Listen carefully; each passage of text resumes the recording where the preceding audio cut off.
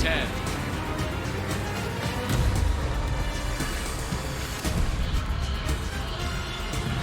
Well, both these teams come into the playoffs with new head coaches, at least first-year head coaches, we should say.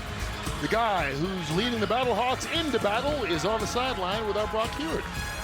I appreciate that. Appreciate that, Kurt. Coach Sproul, you told us this week you're a windshield guy, not a rearview mirror. Yeah. But you also got to get over the playoff hump, and you'd address it with the team. What was that message?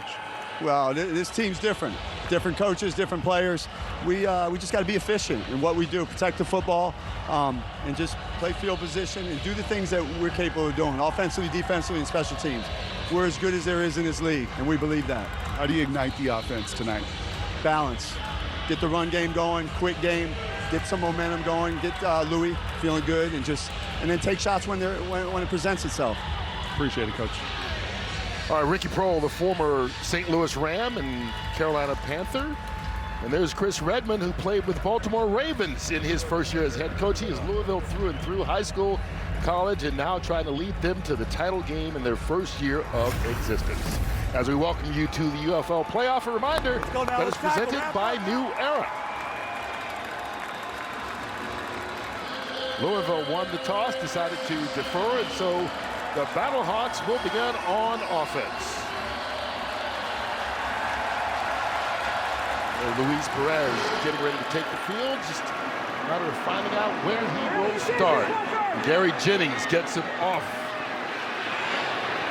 to a good start out to the 35-yard line, and that's where we will see Perez, who took over right about mid-season after being traded from Arlington. Well, his experience obviously speaks for itself. He's got a 2-2 record, 255 yards per game. They like to throw the ball quite often, and it's actually a bit of a surprise to me just because of how well they play defense. They've got to minimize mistakes. I mentioned that early in the open. Perez has 6 interceptions. They've thrown as a team, Kurt, 15 interceptions. They have to avoid the big mistake here today. As a team, they've thrown more interceptions than touchdowns on the year. First play from scrimmage, Jarvion Howard gets the carry. And a short pickup on the first play from scrimmage. Who should we keep our eye on when St. Louis has the ball? Well, one of them's Jarvion Howard. Terrific back. He's actually the leading rusher in the UFL. And then the big play, receiver on the outside, Akeem Butler. He is a matchup nightmare. It's going to be tough to stop him, but this defense is playing incredibly well. Cam Gill's got 10 sacks on the year, and Corey Mayfield Jr., he leads a secondary that is a ball-hawking secondary. He's got 4 picks on the year. They give it to Howard again on second down. He is stopped just about a yard short of the first down, our first third down. Well, this is an offense that has been able to move the football, there's no doubt, but they have struggled putting up points here down the stretch. That's something that they're going to need to correct here in this game, and that's a great stop by Louisville on that third down. Eric Garreau, the first guy to get there, along with Mekhi Garner. And they're going to spot it just short of the first down. They're going to keep the offense out there right now. Now, they can punt this. Remember, they're not across the 50-yard line, so if they wanted to punt this football, they could certainly do that. And now the punt team looks like they're going to run out, and the play clock is going to be winding down. Not a place for a timeout. Well, look, they're going to get a new play clock there. I think they were looking for a measurement at one point, and so the officials gave them a new play clock, and they'll be able to punt this away. This is the right call. If you're St. Louis and you've got the best defense in the league, the last thing you want to do is put that defense out there with a short field. So Ricky Proehl, good decision early. I'm sure he wanted to go for it, but I think this is the right call. This is Ryan Sanborn, the all-UFL punter, with a booming kick. Lucky Jackson falling forward at the 25-yard line, and there is where Mr. Rogers will begin. I'll tell you, Chandler Rogers has been so good for this Louisville team. How about that 5-1 record, 1,100 yards, 5 touchdowns, 3 interceptions, but it's really just his leadership and his presence. You know, when we're talking with this coaching staff and this team, they all say the same things. And Kurt, it is that Chandler Rogers rises the level of all the boats around him, meaning that everybody gets better because he's on the field. And what a challenge he has in front of him here today. The league's best defense staring at him here at 1st and 10. He has been the difference in this team that won 4 straight down the stretch. So is this guy, James Robinson. the former Jacksonville Jaguars. Short gain on first down. Who should we watch when Louisville has it? They got two very good backs, James Robinson and Ian Wheeler, and that was the other part. It was not only Chandler Rogers getting into the lineup as the starting quarterback, but it was their commitment to the run game and their efficiency in the run game. Their last 4 games, over 172 yards per game, but they're facing a defense that can flat get after it. Carlos Davis, the nose tackle, he's the key to this defense, and then there's Bita Dalmuapenu. There's a great pass rusher on the outside when you get behind the sticks like they are here. They fake the handoff. Rogers just drops it right over the middle. Lucky Jackson with the catch and the first down. This is a beautiful throw by Chandler Rogers because he's sprinting over to his left, Kurt. Watch, he's going to be going momentum this direction, and yet he's able to get his hips and his shoulders flipped around and throwing it almost behind himself right there into a hole, and he gets a nice completion to Lucky Jackson, and they're able to move the sticks. 11 yards out to the 39.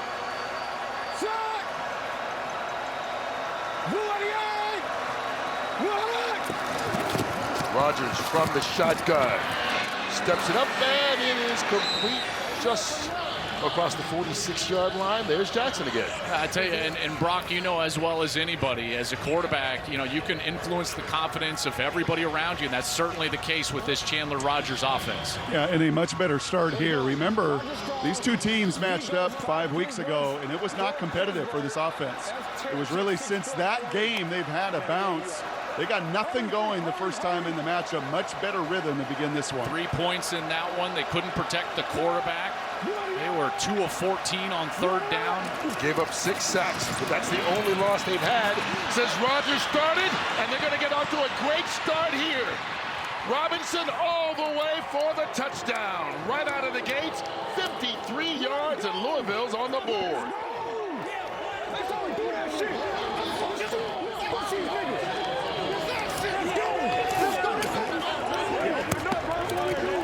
What a job by the right side of that offensive line, including the tight end. It looks like Trey McKitty in there. Watch this block by the tight end. This is just textbook stuff. He's going to mash down this side of the defensive line. That's the hole right there, and it's a bounce back cut. James Robinson is gone, all because you got great blocking at the point of the attack, in particular from the tight end. Just textbook stuff. And how about that start from a team that only scored 3 points a few weeks ago against the St. Louis team? But this is how they played since scoring only 3 points in that game. There's a flag down a little bit early. Movement by Louisville. False start. Offense, Offense, number 96. 5-yard penalty. Replay the try. This team has run for over 200 yards each of the last 2 games. I mean, what a start for Chris Redmond and this crew on the road, quieting the crowd down, and they do it with the run game, exactly like they have been doing it the last 4 weeks. Getting a fast start from James Robinson, who's been one of the better backs in the league. He was inactive a week ago, but boy, how about that? Welcome back to the lineup, James Robinson. And now they officially get the extra point.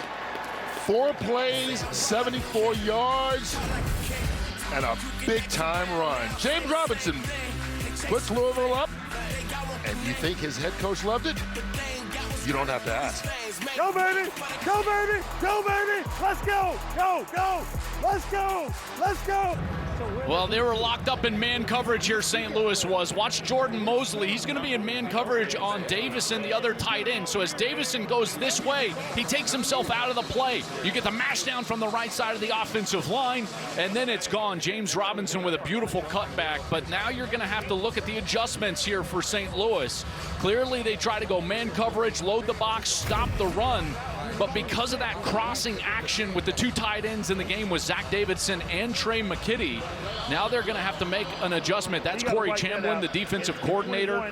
He's certainly done a great job here with the league's best defense, but now it's going to be on him to look at a different coverage and probably not be in man, in particular when they get into those bunch sets with multiple tight ends on the field. They came in with the #1 ranked overall defense, #1 against the run, and in one play, all that means nothing. Here's Gary Jennings out across the 30-yard line, and we'll see if St. Louis can answer.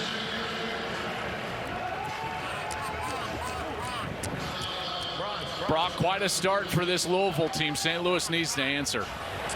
Yeah, and one thing to keep an eye on, boys, is the all-UFL center, Mike Panashuk, really good player. Injured a calf in warm-ups. He is out for the game, so Sincere Hainsworth, left guard slides to center. That is a significant blow to that line of scrimmage. Not only all UFL this year, he's been all UFL 3 straight years, so as good a lineman as there is in this league. Ready to go. Perez under pressure. Wisely throws that one out of bounds, incomplete. Jalen Allen was bringing the heat. Well, going back to that center, Mike Panashuk, and Brock, as you know, yes, it's about protection and getting off the line of scrimmage in the run game and everything that goes on with blocking up front. But as a center, you also make all the calls. Yeah. So it's the communication up front that's going to be strained. It's like a catcher in baseball. It just settles everybody else around you, and when without him, you feel the loss. Quick pass. Caught out on the sideline. Stephen McBride. Let's hear what the third down call is. Silver. X off the trips left up. 861, H&F smoke, wide shoot. Silver. X off the trips left up. 861, H&F smoke, wide shoot. X off. Smoke. Go. Butler motioning out of the backfield there. Ready to go. Just trying to find a way maybe to get him the ball. A dangerous weapon. Perez goes it over the middle. That's caught instead by Sal Cannella, the tight end. Just his third game back, but he was an all-UFL player last season with the Battlehawks. Well, and they signed him because Tyler Neville, their normal tight end, he got hurt and went to the IR, so they went and got Sal Cannella. That's a beautiful little jerk route right there. He's in man coverage against a linebacker. He gives a little outside move with his shoulders. He gets back to the inside, and Perez stays patient and finds the completion. Hey, look at me. First down right at midfield. Viper, ready to go. Kylan James, his first carry of the game. Dragged down from behind by LaRon Stokes. We're in white, right? Okay, blue. Okay, exit the ace left, Y on, 590D, Z snag. Exit the ace left, Y on, 590D, Z snag. 590. Hey, you're attached, you got the slant. 590. Go ahead. 76 is leaning back too. Go. He's rocking back. Ready to go. Hut. Perez to James out of the backfield. Kind of slithers his way down to the 43-yard line. Here's the third down call from A.J. Smith. White. Sal in it wide. Here we go. 53 flip X bow Y coin. 53 flip X bow Y coin. 53. Check swing. 53. Check swing. Go right now. X bow Y coin. Ready to go. They need the 40. Perez looking across the 40-yard line. It is caught. Cannella with the first down for St. Louis.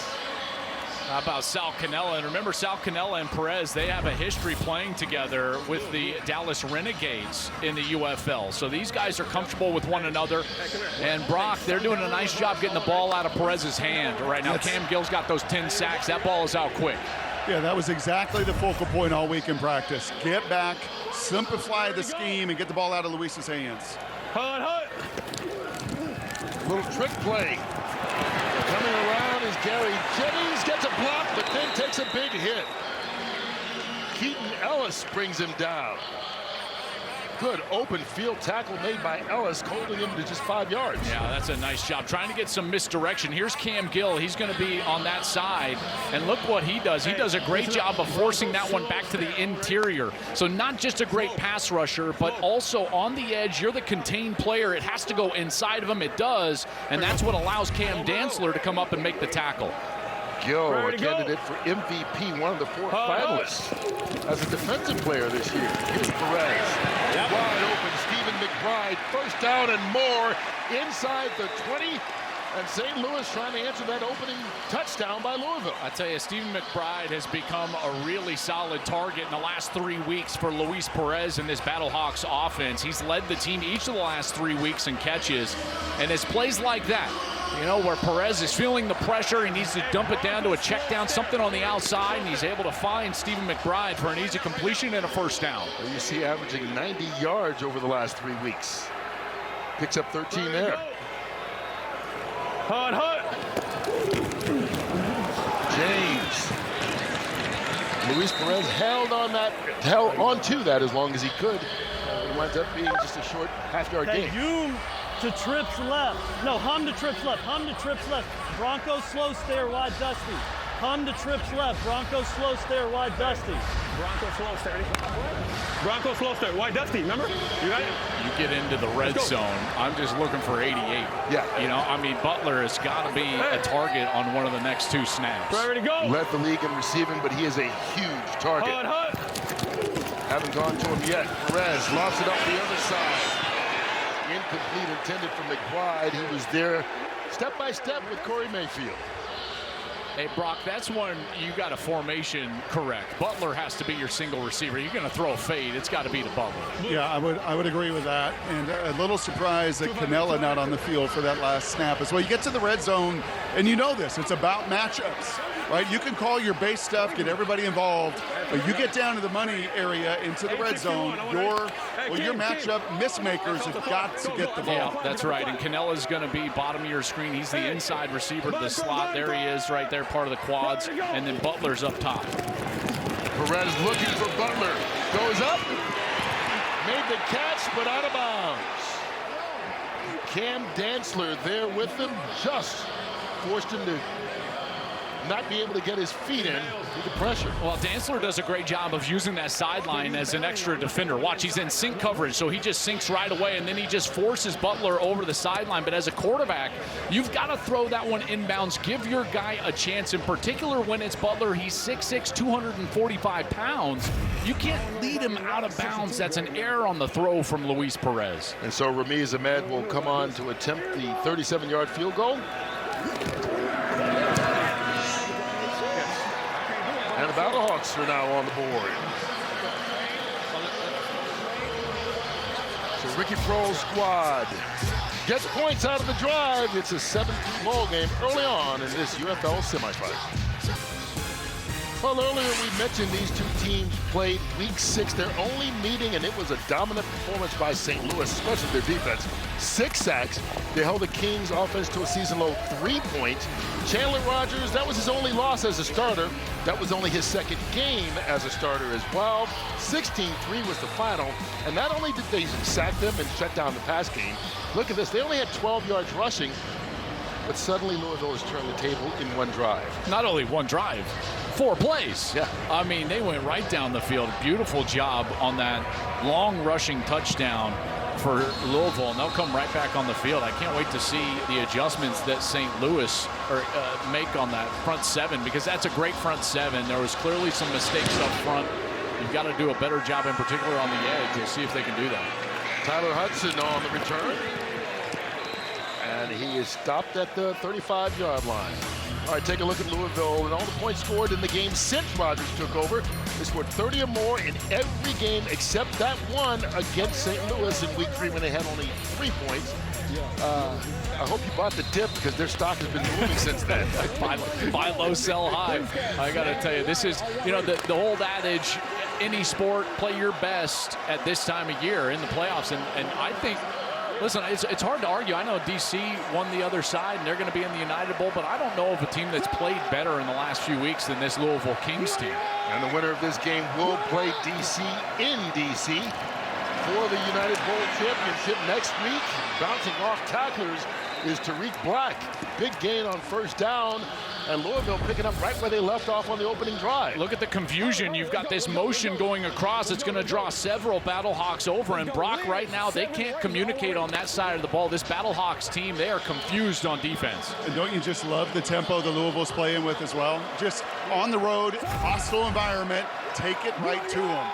19 yards on that play. The handoff, Ian Wheeler, pardon me. short 1-yard gain. You know, as a play caller, Brock, as you know, it can be so easy to fall into the trap of saying, oh, there's going to be crowd noise, it's going to be tough on the road. Let's get into static formations and let's make things operationally easy for our quarterback. But the really good play callers know that you've got to put pressure on the defense by being exotic. That's what they're doing right now. And trusting, right? Really trusting this quarterback who's gotten this offense going.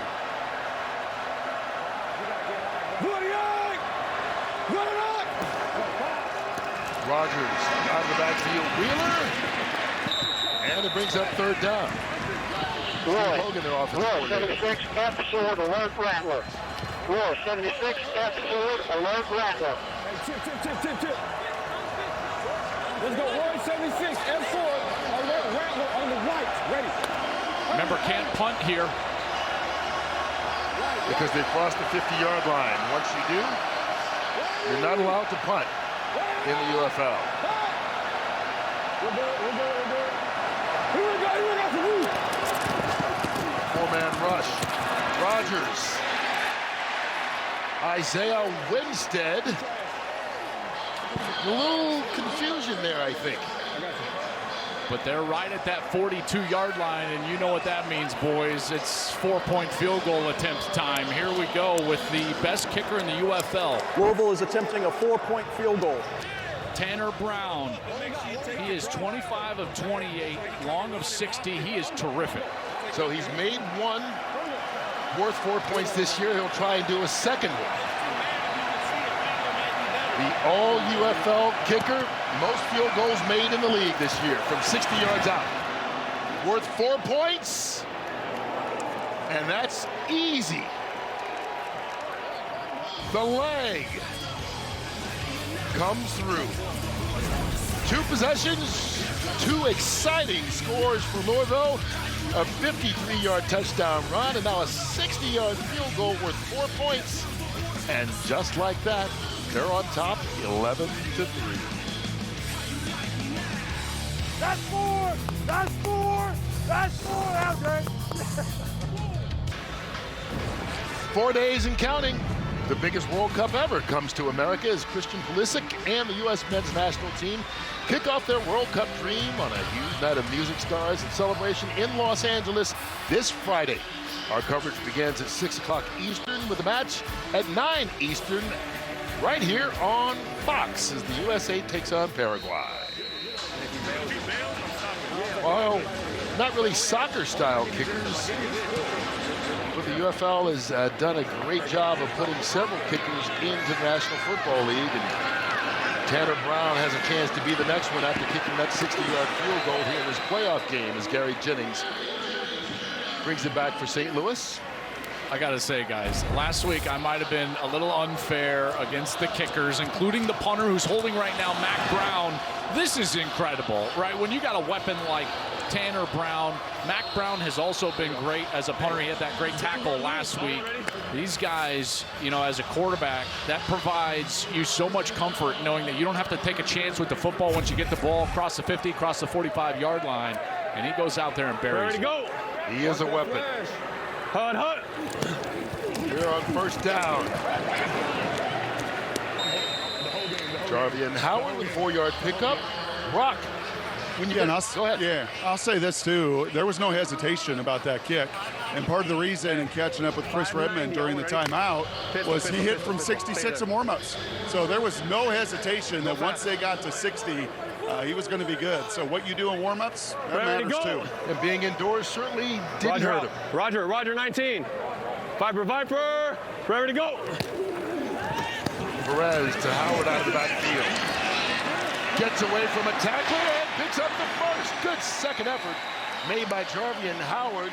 Nick Kubitz was the guy who eventually wrapped him up after a 10-yard pickup. Yeah, one of the things I really love about Jarvion Howard, whether you're handing him the football or throwing it to him like this, right at our drone cam, what a cool look here that we get in the UFL, is his ability to make guys miss and run through arm tackles. He was able to do that right there. Kubitz just can't get him down to the ground, and he's able to get out on the outside and pick up the first down. Real weapon for this Battlehawks team. Even though as a team they haven't rushed the ball incredibly well, he has been a bright spot running the football, and he certainly does a great job breaking tackles. To the 48. 1 once again out of the backfield. Howard, and he's brought down. Awkward tackle made as he stopped right there at the 49-yard line into Louisville territory. Jaheim Thomas with the tackle.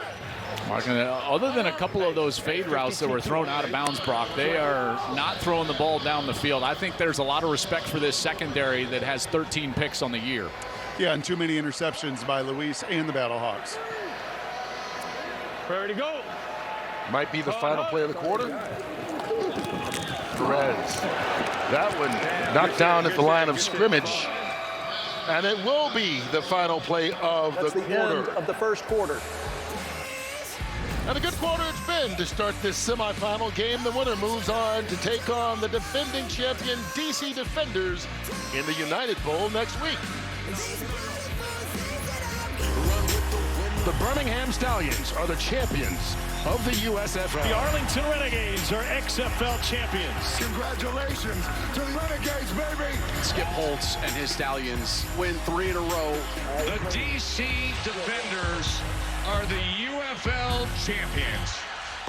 Well, in spring football, we saw the Birmingham Stallions win 3 championships in a row. Now the DC Defenders will have a chance to run it back and win back-to-back. They knocked off the #1 seed Orlando earlier today, and they will host the winner of this game on Saturday on ABC for the UFL Championship in the United Bowl, which will come your way from DC with 50 Cent performing the halftime show.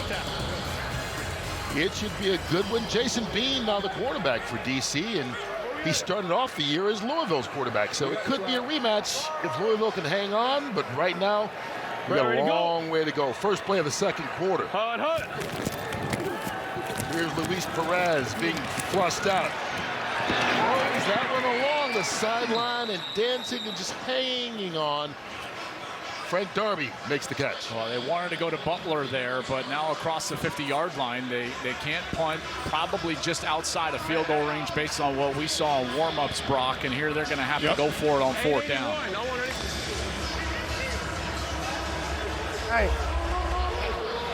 And they're trying to move Akeem around, right? He's in that 3 spot in that slot again. Akeem Butler, number 88. Yep. Hut. They look that way. Perez throws it that way. But it's McBride making the catch and the run afterwards. Down to the 25. They needed 3. We get a lot more than that. Give him 20. Well, how about the pressure he faced in the pocket? And he's able to just stand in there. He wants Akeem right here, but you can see the defense. They're all going to fly towards Akeem Butler. And now he's going to get the route right behind him. And he's got all that traffic, and he's able to just get the ball away before he gets hit. That's Cam Gill almost there, and Gill threw him down to the ground. Probably should have gotten the flag. That was a late spin. Throws him down. Does not get the flag, but it's a 1st down for St. Louis. Ready to go. Hut. High snap. Perez over the middle of the field. Butler dropped it. He's not going to get more open than that the way they pay attention to him, and he just couldn't hang on. It was wide open, Brock. They've been talking about this on the sideline, those little RPOs, and Butler has felt like he's been open. He's not been more open than that and just dropped it. Just took his eyes off, right? Just felt the safety there. Got to secure it, got to watch the fingers wrap around the ball, as I like to say to young receivers, and even old receivers fall short of the fundamentals. And Keaton Ellis, the safety, number 2, he got stuck way too wide in that formation. They won't make that mistake again. You don't see that from Butler, the league's leading receiver, very often. They go to the air again. This time it's James Bostic, and Bostic moved the chains. I tell you, Bostic doesn't have a ton of catches this year, but they're able to put him in that little flex area as a tight end. He just runs a corner, and that was a clear miscommunication from the secondary. And St. Louis hurries up to the line of scrimmage. Jarvie and Howard.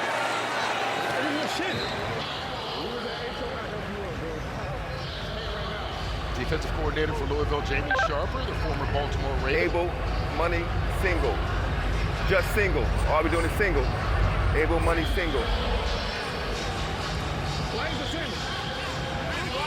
St. Louis has done a great job of moving Butler around, to Brock's point. And we have seen Cam Dantzler follow him around. Dantzler is 6'2", and that's the matchup at the top of your screen. Looks like man up there. You've got Butler, and you've got Dantzler, and ball's got to go there, doesn't it? They're thinking about it, but they go the other way.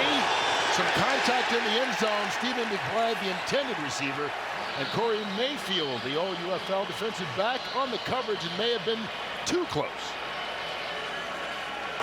Pass interference, defense number 2.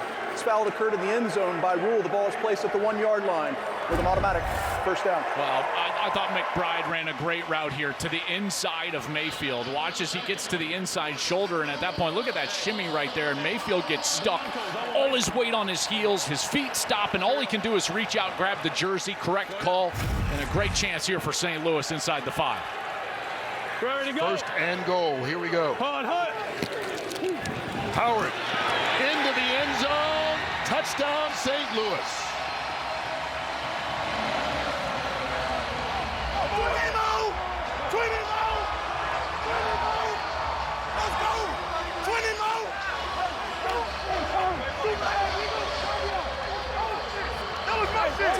Well, even after the Butler drop, they're able to get the ball in the end zone. Great job taking advantage of that penalty.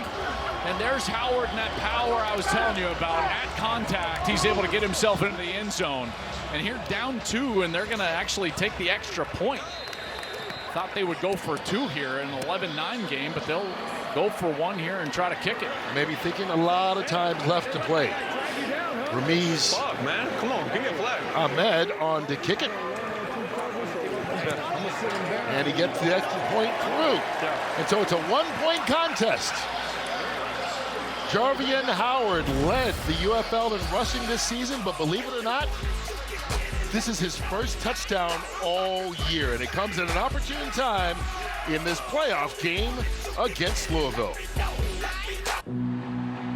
Louisville, tough way to fall to 0-3. Chris Redmond trying to get the Kings in the win column. Kings got the edge, slides down at the 1-yard line. So here's the first pro start in the career of Chandler Rogers. Oh my goodness, he's blasted. Chandler Rogers back on the field after that big hit. Rogers to the end zone, touchdown. The Louisville Kings, winners of 6 of their last 7, move into the postseason red hot. Probably no team playing better football than Chris Redmond's Louisville Kings going into the playoffs. And they lead this playoff contest at St. Louis by 1 early on in the second quarter. And really, we talked about the difference maker. On offense, at least, the change of quarterback. They started 0-3 under Jason Bean, switched to Chandler Rogers. Here's Tyler Hudson bringing it out for Rogers, who started about the 25. And you saw the big hit that Rogers took there, and that was just in his first start as a quarterback. Teams can go 2 ways when that happens, and you made a change at quarterback, you're not winning, you're not doing well. This team responded. Well, as a quarterback, you've got to understand that you set the bar of expectation, and when you respond like that to an adverse situation, you bounce right back up. He came out through a touchdown pass. Everybody else around you is going to get a level of energy and hope, knowing that no matter what happens on the football field, your quarterback is going to be right there facing adversity, bouncing back. And that level of expectation has resonated with this group, along with some switching up on the offensive line, and they have responded in a huge way. Here's James Robinson, who had that 53-yard touchdown run on the opening drive. You know, if you go back to training camp, there were some people in the organization and on that team that thought maybe coming out that Rogers had won the job against Jason Bean. Bean started the year, and then after the 0-3 start, got a win, but then got traded to D.C. Well, sometimes you just got to get your chance, right, under the live lights, and he's certainly taken advantage of that. He's also excelled throwing the ball in intermediate zones. And when you've got a run game, and then you can throw the ball in those intermediate zones between 10 and 20 yards down the field, then you can put pressure on the second level of the defense. That's really been the key to what they've done offensively. Here's Rogers to the air, zips that one out. And it is caught by Tariq Black. Brock. Yeah, and I would just say this too, Joel. I agree with you, changing expectations. It also gives you a chance to show your toughness And when your quarterback pops up like that and he is unfazed physically, I don't know, man. That just, I think, sends a resounding message to all your teammates as well. Yeah, there's no excuse for anybody else, right? I mean, you got to bounce back as well, and he certainly set that level of expectation for this group, and they've responded. So is this Battlehawk crowd here on third down. They're making noise. Rodgers dancing. No one to throw to. Flag down on the play in the backfield. I think they're going to get a hold here on Tunstall. 71. Holding. Offense number 71. That penalty is declined. It's fourth down. And that was on Tunstall. And there's that pass rush, fellas. You know, this St. Louis team, that's their bread and butter. They get you behind the sticks. They get a little crowd noise going here in the dome, and they can get after the quarterback, and Rodgers certainly felt the pressure on that last snap. And so the first defensive stand we've had forces Mac Brown to punt. Sean Fresh, who led the UFL in punt return yards, takes it inside the 20. A couple of dance moves. It's about 7-8 yards. 50 yards on the punt, 11 officially on the return. There is a flag down on the play as well. It's on them? Hey, is that on them? The kicking team. Okay, so after the play, personal foul and necessary roughness, number 19, the kicking team. Half the distance to the goal. Wait, if it's by the kicking team, we're going to come back this way. So we're going to tack it on. Yes, this way. Okay, Yes. very good. After the play, personal foul, unnecessary roughness, kicking team number 19. 15-yard penalty will be added to the end of the play. First down, timeout on the field. How often do you hear a roughing penalty on the punter? Unnecessary roughness. Mac Brown, tough guy. Offense has come out tonight, and Luis Perez, he's been throwing the ball short, trying to get the ball out of his hand. Remember, Cam Gill on the other side for Louisville's got 10 sacks. So what do? You get the ball out of the hand of your quarterback, and Perez has done a great job here, just in time, out to Stephen McBride, and McBride has been a real bright spot for them on this offense. 3 catches already. He drew the PI in the end zone, put him at the 1-yard line, and Perez off to a really nice start, protecting the football, 10 of 15, 91 yards. And Brock, he doesn't have to go out there to try to win the game. He needs to protect the football, play clean, and allow this defense to go to work. Yeah, and I think his best play, Joel, frankly, was that third down where he stood in there. We talk about the toughness on the other side of Chandler, standing and delivering, taking a shot. Probably the biggest play on that touchdown drive. Quick pass out.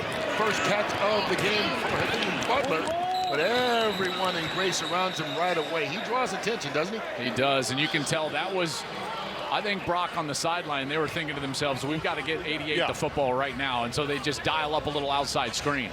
Yeah, I think especially coming off that last drop down in the red zone on that last drive, not only do you want to get them involved, but you want to flush that out of the memory as well. Butler was the Offensive Player of the Year in the UFL 2 seasons ago, led the league in receptions, receiving yards this season, and has a chance to make it 2 out of 3. Blitz picked up. Perez, Darby, mistimed it. Adam, he was wide open. Darby can't believe it. Now, to Perez's defense, he has got Louisville Kings all over him in the backfield. But watch Darby, another breakdown in coverage right here. Great move on the double, and then the ball is thrown way too far outside. Another one, third time he's thrown it outside, but that was the pressure coming from the outside. Again, Cam Gill just a half step away from Perez before he lets go of the ball, and there's the frustration from Darby knowing that he's got a touchdown if that's thrown to the inside.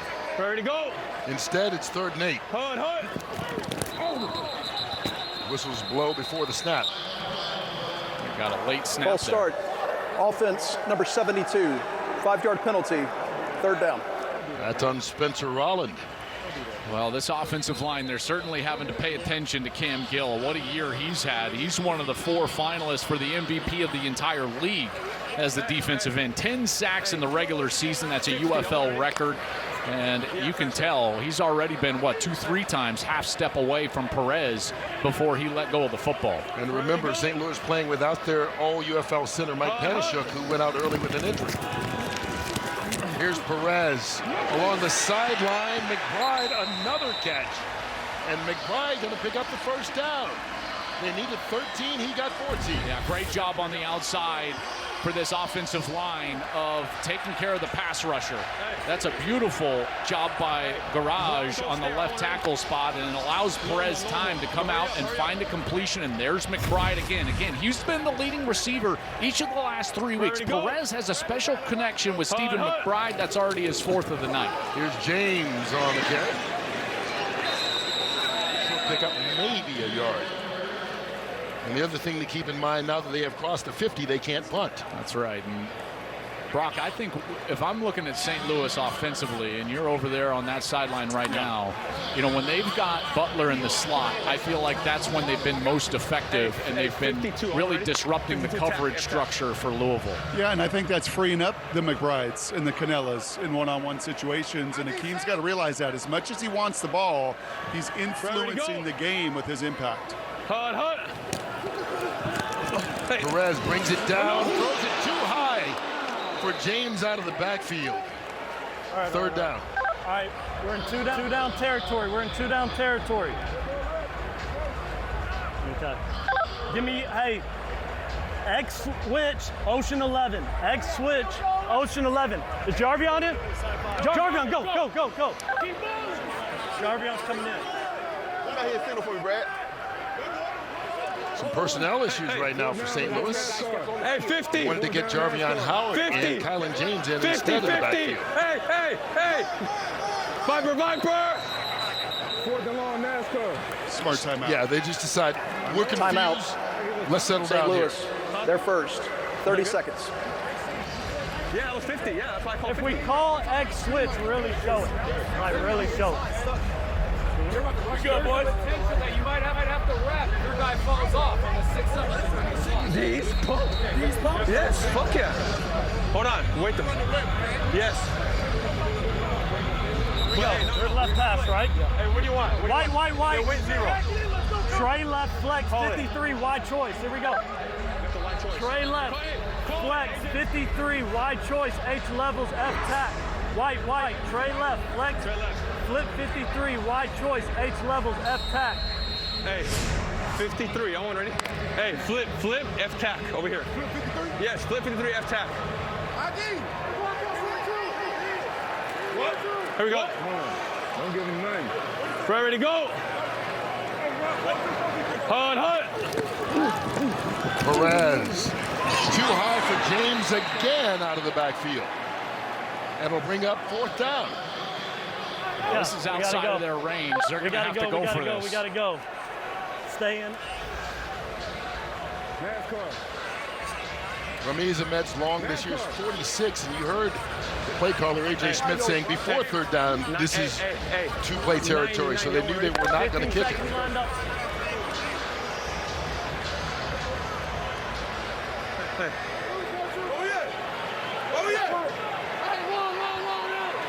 Needing to get it to the 37-yard line of Louisville. Fast check. Perez under pressure, brought down, ran out of time. First sack of the ball game by Louisville. LaRon Stokes and Cam Gill, who led the league and set the record in sacks this year, are the guys who share this one, and that shuts down St. Louis and their hopes on offense. And it gives Louisville the ball in St. Louis territory. That defense coming through.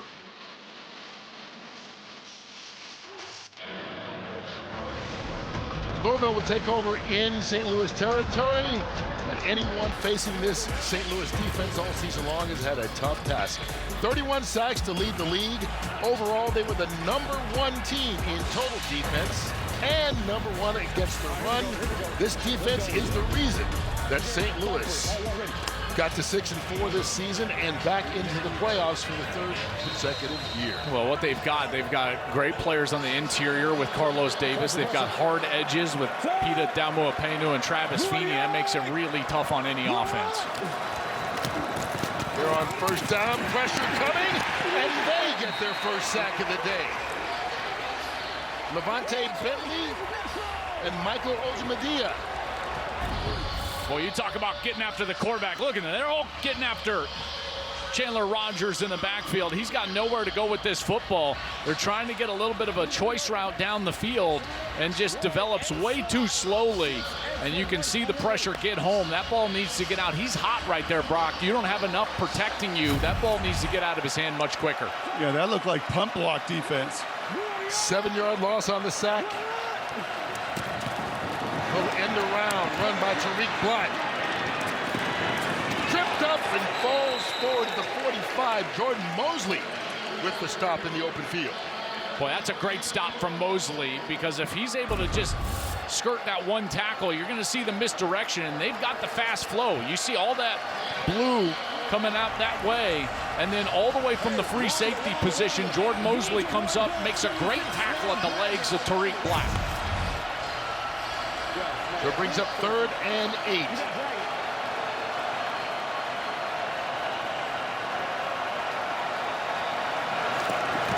Pressure coming. Rogers going up top, incomplete, intended for Zach Davidson. Jordan Mosley there on the coverage. I'll tell you, that's a good ball. Brock, he's got pressure breathing down his face, and he's got his tight end, Zach Davidson, and this is the only knock on Davidson. He leads the UFL, the tight ends and catches, but again, that hits him in the hands. He's got 5 drops on the year. Yeah, if anything, Joel, maybe just a little bit of touch, a little bit of error, but you're right, that hits him in the hands. That's a play on the road in the playoffs you got to make. He does it, and so it's 4th and long. The crowd gets loud.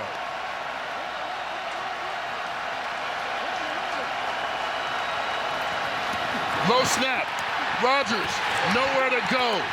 Travis Feeney shut him down, and this St. Louis defense answers the call.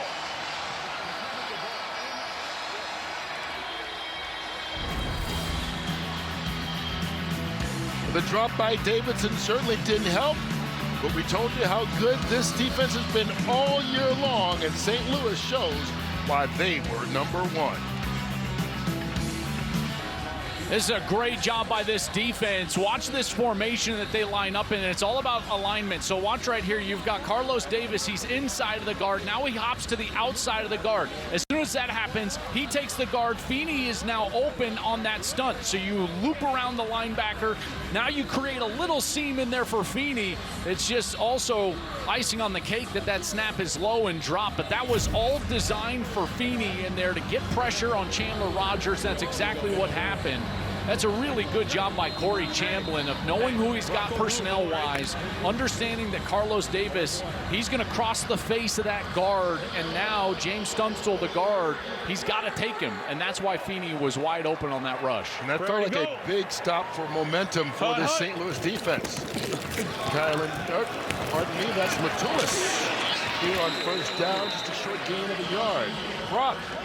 Yeah, and you know what I love about that, Kurt? Joel was just highlighting your ability to finish that stunt, but you told me it's the big boys in front of you. Oh, man, when you got the big boys that they got to rely on and they got to focus on, leaves free gaps for you. You know, the big boys are pressing in that pocket, leaves tight edges, able to slip in there and go get it. Does it, in some weird way, help to get punched in the face like you all did on that opening drive? Oh, yeah. I mean, 100%, man, wakes you up. You know, you think we were sleeping a little bit, but that woke us back up. We back at it. Appreciate it. 2025 Man of the Year in the UFL, too. And go Dogs always. All right, that's Travis Feeney. Sal Canelo with the catch. He stopped just short of the 1st down. I thought we were going to get a Go Dogs from Brock there. Yeah, I was waiting for it. I know, right? Brock, I mean, come on. No. I'm a pro. That's some UW love. Let's go.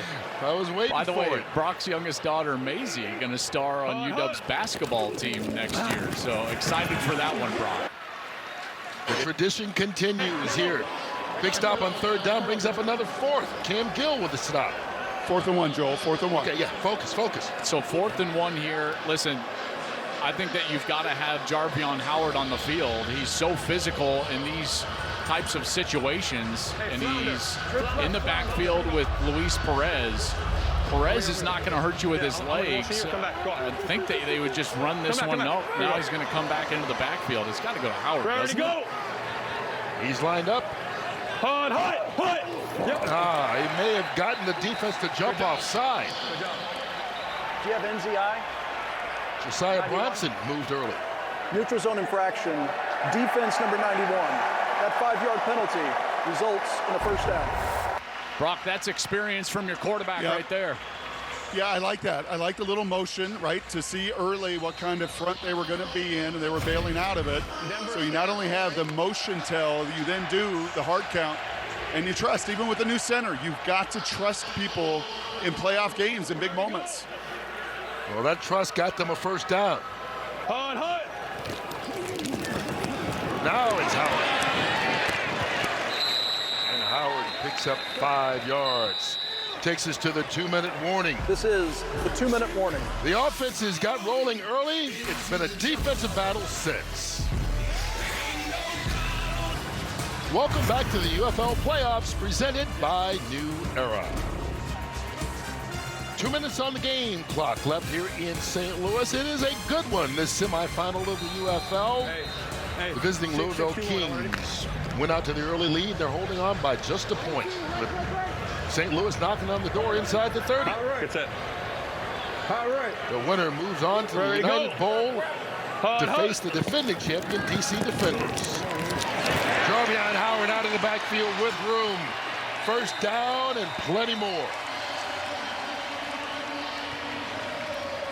Well, now Louisville gets caught in man coverage, and you get back out of the backfield. You get nobody out of that second level to cover up Jarvion Howard. Beautiful pick on the inside. You can tell Kubitz just can't follow him out, and it's an easy completion for a first down. 17 yards to the 12-yard line.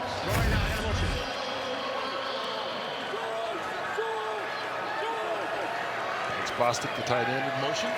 Ready to go. Hut. Perez directing traffic, and he finds Blake Johnson, who dives for the score. Where's he at?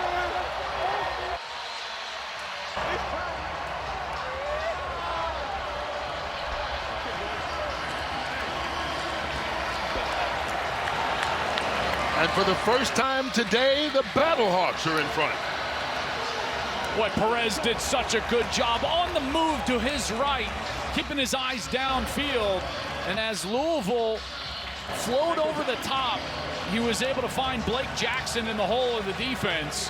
That's a great series for this St. Louis offense, and they've found a rhythm here in this second quarter. And they decide to kick the extra point. Ramiz Ahmed trying to make it a 6-point lead. And he does. That'll get the crowd going. No doubt, and Jackson does a great job here. So as Jackson comes in, watch, he's just going to sit in the hole. So Perez is on the move over to the right side, but Jackson does a great job finding the soft spot, and then he just kind of sits right there, and Perez is able to find him, and then he turns and gets himself into the end zone. There's the eyes, he's pointing, he's directing. Now he finds the open receiver, and it's Jackson for a touchdown. I tell you what, I think early in this game, Brock, Luis Perez was maybe a touch tentative, but in the last couple of series, we've seen him now take ownership of this offense here in a playoff game, and he's making some good decisions. Well, you would certainly hope that all of the experience he has, he's won championships in the spring, that it comes to life. And you're right, he did not want to make an early mistake. That was really clear. But that offense came to life in the second quarter. And you don't have to be the greatest athlete, but when you get in the red zone, it's amazing how when you extend the play, you can distort that defense, and even guys that aren't runners make a difference.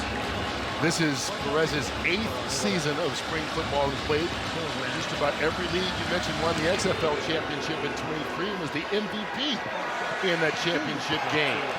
And right now, trying to lead St. Louis to the championship game of the UFL. Right now, they have a 17-11 lead as we welcome you back up to the broadcast booth. And what a response this St. Louis team has had after getting punched in the mouth early on. I tell you, Ricky Proehl's got to be excited with how his team has responded. You know, that first drive for Louisville, they go right down the field, score in the long run. And ever since then, the defense has been excellent, putting pressure on Chandler Rogers, and then the offense finally showing up and getting that rhythm with Luis Perez. And Jarvion Howard already 11 touches today. So that offense flowing through number 41, and they're able to use Akeem Butler as a bit of a disguise, getting the ball in other spots into other people's hands, and that's really paid off for them. 14 unanswered points by St. Louis. Let's see what Louisville will do to try and answer. As that one is dropped, Tariq Black, the intended receiver. Well, this is a big series here for Louisville. It feels like it. Yeah, you know, Brock, they have an opportunity to get a little momentum here, but they also get the kick to start the second half. Yeah. So a big moment in this game right now, and this defense, I'm sure, feels it. This would be a big stop if they're able to get a stop here. I think two things. Number one, you got to handle the pressure, and number two, this offense feels sped up. Got to find a way to slow themselves down and execute. Remember, this offense scored 4 plays into the game on a 53-yard touchdown, and on that second series had a 60-yard field goal. Since then, nothing, as that one is incomplete to Isaiah Winstead. Yeah, and they abandoned the run game after that success early on the first 4 plays, and we just haven't seen many rushes since then. They've only got 5 rushes so far on the day. And this is not a team that you can just drop back and throw the ball against. Their front is too good, in particular in situations like this. You've got Pita Damu-Apenu, you've got Feeney, you've got all these guys that can rush the quarterback and see if they can get home. It's loud. And here comes the blitz. Rogers completes it out, and with running room is Lucky Jackson, who gets the first. What a great call, Brock. I mean, that little slip tunnel screen. You get all that pressure coming from the second level. Nobody is left in the middle of the field. 13 yards. Rogers, quick pass, arm hit as he throws. Jackson makes the catch and steps out of bounds. I want to go back to that tunnel screen because, Brock, as you know, as a play caller, you got to feel all that pressure, and you know you were getting pressure. Look at the second level. They're all going to be sitting in here. They're blitzing in there. Now you're going to just get the little tunnel screen. Great blocking out front by the tight end, wide receivers. That's a really nice call. Yeah, Steve Logan's been doing this for a while up in that booth, and you know this and I know this. Get the ball out of my hands. Defeat blitz in space. Don't let them dictate. You gotta hit them in the face into that blitz. On second down, the blitz is picked up. That's Winstead. He's going to fall forward. They're going to spot him just a yard shy of the first. Well, they've got to go quickly now because, remember, not getting the first down, the clock is going to run. And so they're going to get up quickly to the line of scrimmage. If I'm Chandler Rogers, I'm just going to QB sneak as quickly as I can. He does. Just kind of nipped and tucked and eventually found his way for the first down. Yeah, that's a nice job. Moving the chain, stopping the clock. Now you can get back there. It's gonna roll again as soon as they get the chain set. Louisville, they're first. 30 seconds. Now they take a timeout. They had 3. Even when they bring it on that heat, protection's been decent so for them. Well, there's 105 left on the game clock. That's how far we are from the Progressive Halftime Show. We'll catch you up on the highlights from the opening game of the semifinal weekend here in the UFL, where DC knocked off Orlando to move on to the United Bowl. They'll take on the winner of this game. You know, one thing I like, Joel and Kurt, on this Louisville sidelines, and I think it's really Chris Redmond and Tony Banks, they are calm. Like, even in the storm and the chaos, you do not feel a lot of chaos and panic on the sidelines. This team really takes on, I think, the head coach's demeanor and personality, and they've responded all year. I think that's the point, really. They've responded all year after that 0-3 start. For an expansion team, a lot of organizations would have panicked, but Louisville didn't. And they come into the playoffs riding a 4-game win streak as Tariq Black makes that catch on first down. A really good throw there from Chandler Rogers, and they're getting a lot of heat. This is 0 blitz after 0 blitz, meaning nobody back, a lot of pressure. Now they'll finally have 2 safeties back defensively. Rogers over the middle, got a man, his tight end, Trey McKinney.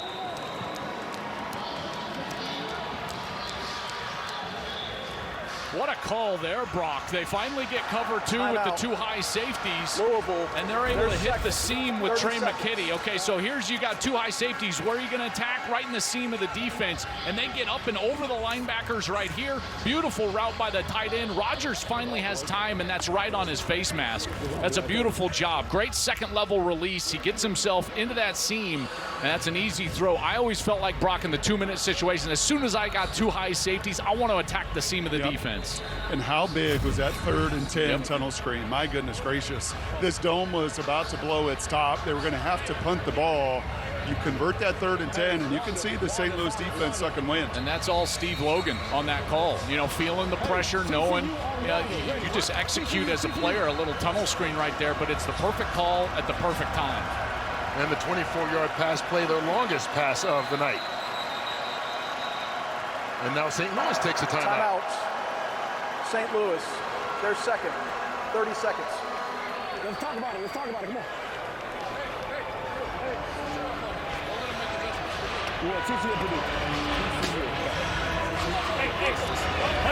Come in, what? Are we good? Who is?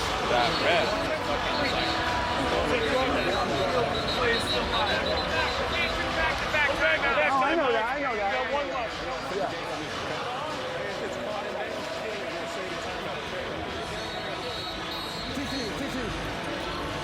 Well, you mentioned earlier Louisville trying to pull the double, get a score here right at the end of the first half because they get the ball back to start the second, and so St. Louis want to make sure they do everything they can to stop it.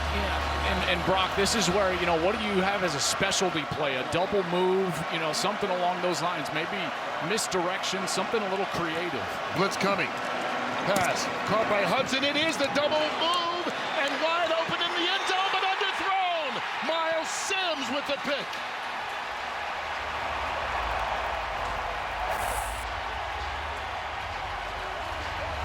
Hudson trying to throw it to Tariq Black and couldn't get enough on it. There was just enough pressure on Hudson out there on the outside. He couldn't get everything on the ball because Tariq Black was wide open. They try to get the double pass. Here's the ball out to the outside, and here, just enough, and he's throwing it off his back foot. But how about the reaction from Sims? What an incredible reaction. Sims is able to, look at him. He's beat right here, and now he takes off towards the end zone and one-hands it.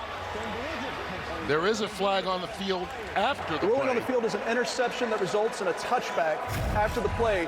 Personal foul, unnecessary roughness. St. Louis, number 95. The penalty is half the distance to the goal. First down, St. Louis. That's on Taylor Stallworth, but the interception still counts. Boy, and I know Brock, they went with the creative call there, and now they've got to be just kicking themselves because they had such a good rhythm going offensively. And they had it. I mean, that's one of those that you hold, right? You hold, and it's the exact call you want. Steve Logan up in the booth saying, touchdown. We got a touchdown. He's 10 yards behind the defense, and you just can't finish the play. I think it was that little adjustment he made, as you know, and a wide receiver would never know this, but you take that little extra adjustment as a quarterback or you're throwing the football down the field, it's always going to be short. St. Louis will just take a knee here and go into half with a 17-11 lead. But, man, that small adjustment, ball comes up short. But what a play by Miles Sims. My goodness. And that proves to be the difference in the first half. Instead of a touchdown and the lead, Louisville will trail. Miles Sims with the pick to shut the door right before intermission. And so 17-11. The Battlehawks will go into the locker room with the lead. Rob. Well, Coach Brohl, talk to me about that last interception there. Well, big play. I mean, obviously, they had him open, but they had put some pressure and he underthrew it. But it's funny, last night we put on Marvelous Marvin Hagler and Thomas Hearns. We knew this was going to be a fight. And it's a great football team. And but I love our football team and how we're playing, man. We're offense, we're putting the ball in the end zone. We just got to keep doing it one play at a time. And the message to the guys at halftime will be what? It's 30 minutes left of football. It's a lot of football left. We got to act like it's 0-0 and just do what we've done this first half, but build on the momentum that we've created. Appreciate it, Coach. Thanks. Hey, according to Ricky Prohl, this has been a great middleweight bout. We won't disagree. Here's tonight's big move brought to you by Pods. Well, it was that first big play of the game. Beautiful job by that offensive line, and Louisville was off to the races. James Robinson with an early touchdown, but you got to give St. Louis a lot of credit because after this run, which was our Pod's big move of the night, Kurt, that defense, they settled down and they played terrific during the course of that first half. But boy, it was fireworks early from James Robinson. 17-11, the hometown Battlehawks with the lead. The winner moves on to play in the UFL Championship game against DC. There's still another half to go.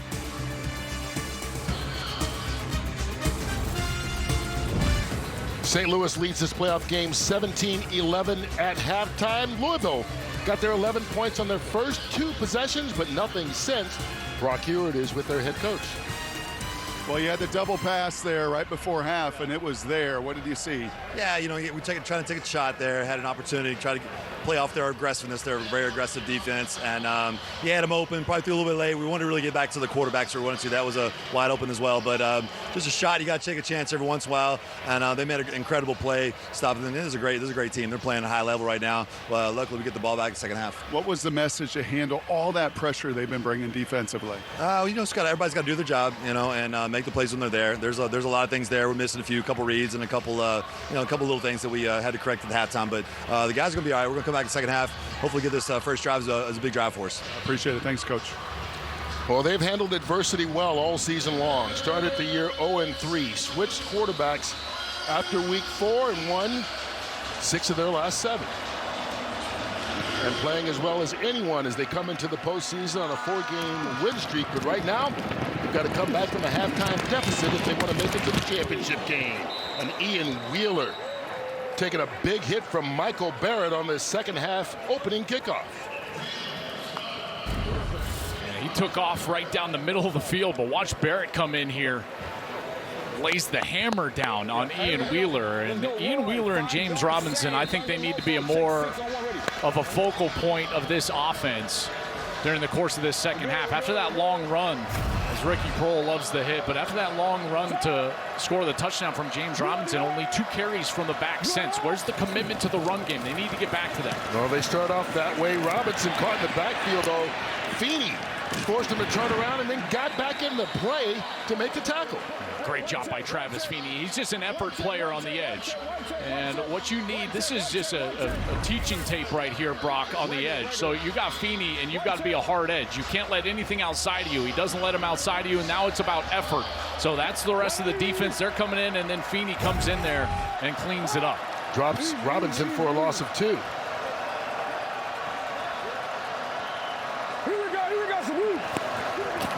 Rogers, quick pass, outside intended for Isaiah Winstead, incomplete. Yeah, and the rhythm's just not there right now, Brock, for this offense in the passing game. So what are you doing here, 3rd and 12? I guess A, defensively, Joel, do you set that commitment right away with pressure? And then B, offensively, how do you find a way to convert? Well, I think that they found their unlock there against the pressure. So I don't know if I would pressure if I was St. Louis. I would sit back and allow my pass rushers to try to get after it here. Maybe a stunt, maybe Luke wrote one of them around, but certainly don't allow them to just run one of those tunnel screens for a first down. Here's Rogers. Taking off. He's going to slide. No flags on the play. Jordan Mosley with the tackle. It'll be a 3 and out to start the second half for Louisville. Well, and they stunted right as I was talking about that. They bring Travis Feeney, and he goes to the inside, and he just gets a little bit of pressure in the interior of that offensive line, and that's what forced Chandler Rogers to have to take off to the outside, and there was nowhere to go because they were in zone coverage behind it. So Matt Brown on to punt it away. Sean Fresh back deep. Led the league in punt returns, gets a block.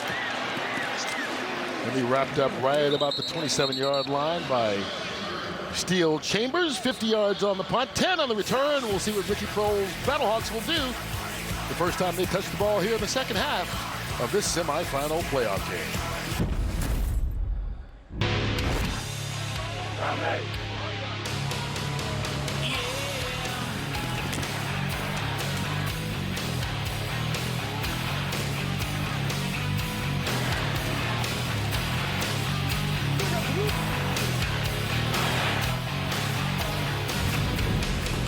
That was tonight's game flow brought to you by Progressive.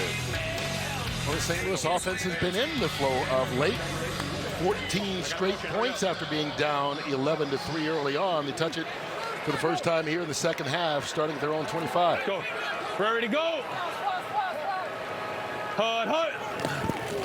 And the handoff taken by Latulis. 3 yards on the pickup. Well, Brock, you think about the way this offense adjusted early in this game. Clearly they want to get the ball to Butler, but the defense has been really good against Butler, and so other guys have stepped up. And now all of a sudden the primary guys are Canellis on the outside, McBride on the outside, Jarvion Howard. Those guys have stepped up and had a big day. First pass of the second half, and that's out to Butler. So they get him involved early here in this third quarter to try and see if they can't get the league's leading receiver going. This time he picks up 16. You know, when he's singled up like this, it's man coverage, and this is just a really tall task. Cam Dantzler out there, he's been in man coverage for most of the day against Butler. He's generally had some help. And Cam Gill, their great pass rusher with 10 sacks on the year, just cannot quite get home. I tell you, Richard Garage has done a great job over there at left tackle. You know, he's one of those unsung MVPs so far of the day in these last few series for St. Louis, keeping that pressure off of Perez. With a reconfigured offensive line here after losing their center early on as Latulis is brought down. Josiah Bryson with the tackle after a 4-yard gain. I've been so impressed, Brock, with this offensive line without Mike Panashuk. You reported injured in pregame warm-ups, and Sincere Hainsworth has jumped in there and done a really nice job at center. Yeah, in this inside zone, they have been sticky with it, and it's really set up some of that RPO. Right? It may not look like a ton on the stat sheet, but an early down run of 3-4 yards just sets the table for the rest of that RPO game down the road. And sets up a 2nd and 6. Perez broken up. Corey Mayfield, nice job of swatting that down, intended for McBride. Hey, we got to watch where we are out on the field. All right, here we go. Give me white. Okay, 53. H-Coin, 52, H-Coin Z-Bo. 52. H-Coin Z-Bo, gotta go, 10 seconds, go. 52, gotta go. Oh, hold on, hey, are you? No. They got some confusion, yes. You could see they were not close to being ready. Well, it's just such a late play call. St. Louis, they're first. 30 seconds. 53, then you said H-Coin. That's said H-Coin Z-Bo. H-Coin Z-Bo. Yeah, but I didn't know if you meant that because you said 53, but you said Y, you said H-Coin. All right. But that's on that side, and Sal's over there, so I didn't know what you know what I mean? I got you. But get the line out, though. We can fix that. I didn't know which side the coin was going to be, though. You know what I mean? It's a crucial down. Okay, this is and what it we're might doing. go 0. Be ready for 0. You want to go silver then? No, the same play. But call it. Go. You know what Y D? coin. I was going to go D's over here. Y stick. If you want to go H-Coin, call it. Yeah, H-Coin. Hey, call on the headset. Go H-Coin 53. H-Coin, X-Bow. X-Bow, 53. Y-Coin. It's Y-Coin. 53. X-Bow, Y-Coin. Hey, 53. All one ready? Sometimes it pays to have experience at QB. That's right. You know what I'd pay for? I'd pay to hear that NFL play call. Oh, I would too. Outback. How many times that happens in the big boy league too? Yep. Ready to go. Like Perez said, this is an important third down.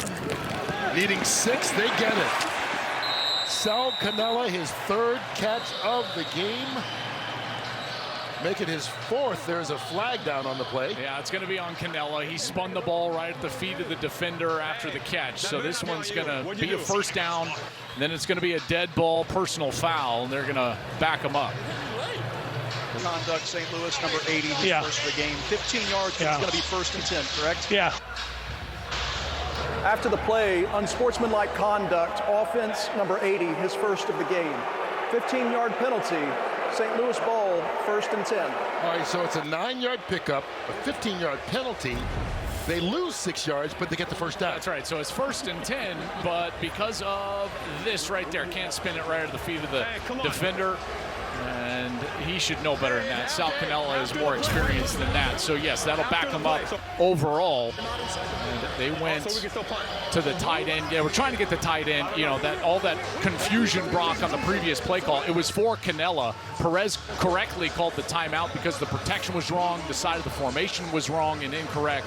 And so they got it corrected in the timeout, got the completion that they wanted, and then just kind of a bonehead play there from Cannella. Yeah, and I think a great point by you, Kurt. I mean, that is experience. That's what 8 years in the spring of playing in all these games and big games kind of gives you from that QB position with Luis. So they're backed up, but they do have the first from the 43. Hut. Jarvion Howard hit in the backfield. Nowhere to go.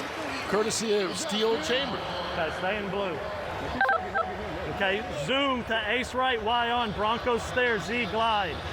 Zoom to ace right, Y on, Broncos stare, Z glide. Hey, Broncos stare. I want ready. Broncos stare. Go now. Hey, look for my signal. Ready to go. Hut. The handoff to Howard. And he gets bottled up. It'll bring up third down. Let me know if it goes 0 or 1 now.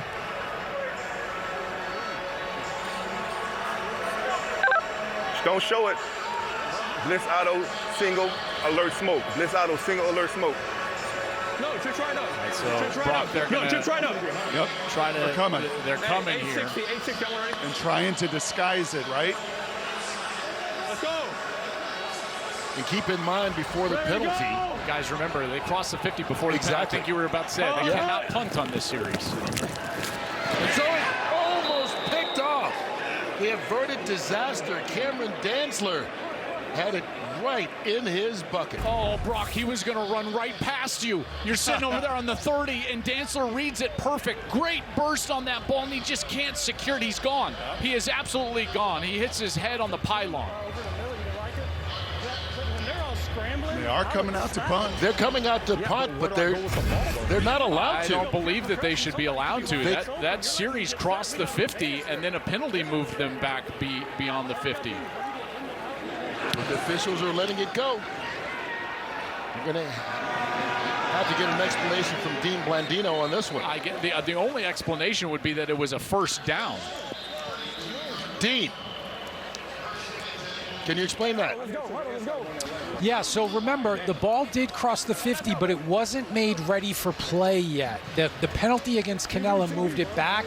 Ball was not made ready for play, so technically they didn't cross the 50. Dean, technicalities. Sounds like Dean's got his boys back. That's what it sounds like. What are we doing? Tonight's game is sponsored by Liberty Mutual Insurance. Only pay for what you need. Well, the St. Louis defense have been so active up front. There's a reason they're the best defense in the league. Check out what they're able to do off the edge. There's Dambo Apenu. He's in the backfield. Now check out all this stunting. You get the looping. Everybody up near the line of scrimmage. Very difficult to identify for the offensive line. More pressure here. Again, the stunts, which means you're looping a defensive end inside, a tackle outside. The linebackers have been free. Corners with eyes in the backfield. They've done a great job tackling in space. And ever since that first series, where James Robinson took off for that really long run for a touchdown, this St. Louis defense has given up nearly nothing tonight. They gave up 74 yards and a touchdown on the opening drive, a total of 86 cents. They'll get added to on this play as Ian Wheeler takes it all the way out across the 30. Nice 20-yard pickup. Well, and they get back to the run game finally, and they do it, Brock, with two tight ends on the field. I think that's the key, is the personnel grouping. They need those big bodies on the field to run it better. Yeah, I would agree with you. Watch an injury here. Now Louisville loses an offensive lineman, 75, Thomas, off the field. But they've got to find some way to slow this defense down, whether through personnel or at some point, right, Joel, you also got to take a shot down the field and hit that blitz in the face. They really haven't taken a shot downfield all day. Lowering his head is Robinson. Pardon me, Wheeler on the carry. Give me base. Overhead takes 1Q. Aggressive here. Overhead takes 1Q. He's been playing a ton of man coverage and zero-man, Brock. No safeties back, and that's what you're talking about, is at some point you've got to take the one-on-one matchup on the outside and try to hit it over the top. And here come those two tight ends, so maybe an opportunity to have a 7-man protection to do just that.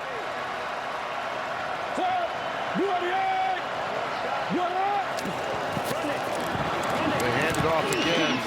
Wheeler. It'll bring up third down.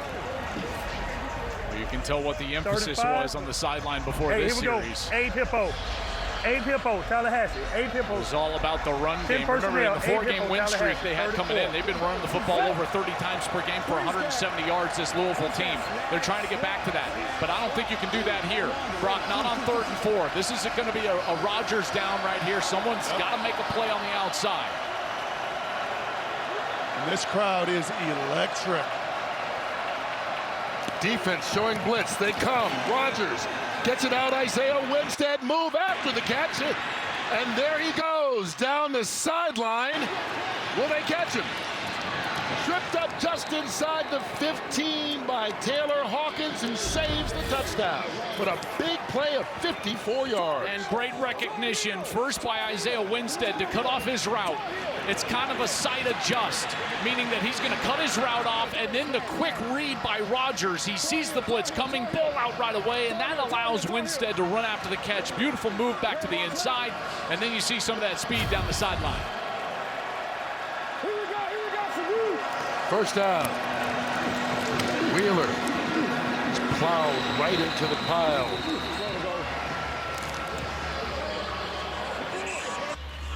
Boy, you just get the sense of how important this series is right here. Not settling for a field goal with how well this defense has been playing the few times now that Louisville has been down here in scoring range. They had the long touchdown. They got inside the 20. They tried to throw that double pass. It was intercepted. This has really been their best chance, longest drive deep into St. Louis territory all night. I'd like to see Chandler use his legs here, too.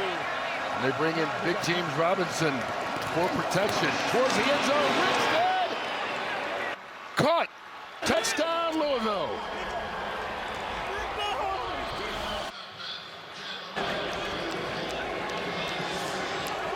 This is A++ ball placement right here from Chandler Rodgers. Here's the route. Isaiah Winstead, after that big 3rd down conversion, he wins on the outside, and that ball is driven on the back of his helmet, and he just falls out of it. It's a back shoulder, but from the slot. And Winstead goes up and gets it, secures that ball for a touchdown. That was a huge series for this Louisville offense. A lot of confidence over there. Chandler Rodgers, the big 3rd down conversion to Winstead, and then capping it off with that touchdown.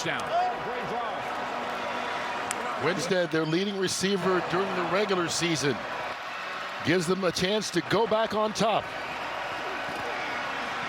Tanner Brown puts it through, and it's now an 18-17 lead. Louisville with their first touchdown since the opening drive of the game. Winstead, such a big part of it. He had the big 54-yard reception and then the score to put him on top. That's why you're a leader. That's why you're a leader. Good job, baby. Good job. Good job. Attaboy. Great job. Great job. St. Louis at home, but they have trailed all game long. You look at what they did in the first 40 minutes of this game, nothing. St. Louis made it to the XFL Conference Championship a year ago in this building. To come out and play this way today has got to be disheartening. Everybody can accept blame for this one. They could get nothing right all day long. Well, the postseason has been a tough place to be for St. Louis. This is Ricky Proehl's first year as the head coach, with the Battlehawks' 3rd consecutive season into the playoffs, and they are still looking for their first postseason victory.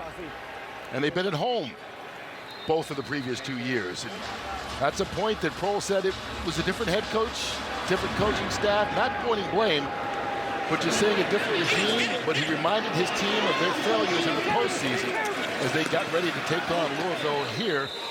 And Joel Klatt, it's one of those things you wonder, some of the players that have been here for a while, do you start thinking, oh boy, here we're going again. Here we go again.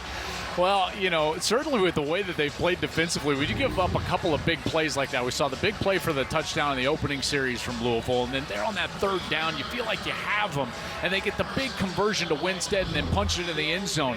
That's the hard part on the St. Louis sideline right now, is they feel like they've dominated the game, and they look up and they're down a point, and that's when that mentality can start to creep in a little bit, and we'll see how they answer offensively on this series. Well, there's still 5 minutes to go here in this 3rd quarter, and they play fairly well offensively, and this will add to it as Jarvion Howard gets the carry on 1st down. Brock, you've been around this team. Yeah, I don't feel that on the sidelines. I really do feel what Ricky said to us before the game, and that is this is a different group. And in fact, if you watch the earlier playoff game, Anthony Becht, who was the head coach and lost both of those, said, hey, I'm in a new environment. I don't carry any of that over with me. But obviously they fell short. He fell short for the third time. Yeah, Orlando lost the opening semifinal contest to DC, who moves on to the United Bowl. They will play the winner of this contest on Saturday for the championship. Jarvion Howard stutter steps. Takes advantage of the move.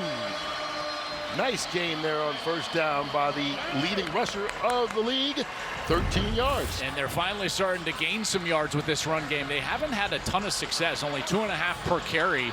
And before this last run by Howard, their longest run of the night was 6 yards. So that one, their longest run of the night by a wide margin here, and gets them across the 50-yard line. And you know what's coming off of that run. Oh, yeah. They're going RPO. You're going to have an opportunity in particular with Butler in the slot, which is exactly where he's at. Well, they hand it off instead. Howard, he's got running room. Right up the middle, still going. Second, third, fourth effort as he spun free, broke tackles, and picked up 20. And Brock, I talked earlier in the game about how physical he runs through arm tackles, and you're starting to see that as Louisville's defense has fatigued a bit. He is starting to really pick up steam. Yeah, just getting stronger as the game goes on, and if they're going to keep those two safeties back to protect against the big play, you should see effective run like this. No doubt. If you get these safeties back like this, you've got to keep running the football. Kylan James giving him a breather. James spins his way out to the 20, flag down on the play as well. Who's that on? Who's that on? Negative. It's a personal foul, face mask. Oh, you face mask? What team? 15 from the previous spot. Offense. 15 from the previous spot. Personal foul, face mask, offense, number 75. 15-yard penalty, first down. It's going to be on Javian Cohen, backing him up. Cohen had to be inserted into that lineup, guys, because of the Panashuk injury. So Hainsworth had to move inside. There's 75, kind of top of your screen. You can see his hands go upstairs a little bit early. And then you can see right there on the right side, there's the helmet grab. And a good call by the officials, and they're backed way up. Backs him all the way up to the 39. Hut. Latulis out of the backfield. Nowhere to go. Good open field tackle made by Cam Dantzler. And Brock, this is when, if I was a play caller, I would get in my quarterback's headset and say, hey, don't take a chance here, because you can get in that mode as a QB where you've got to force it. But remember, this is a secondary with 13 picks on the year. Yeah, and again, that's where Luis, with all of his experience, has got to understand that decision making, and I think he does.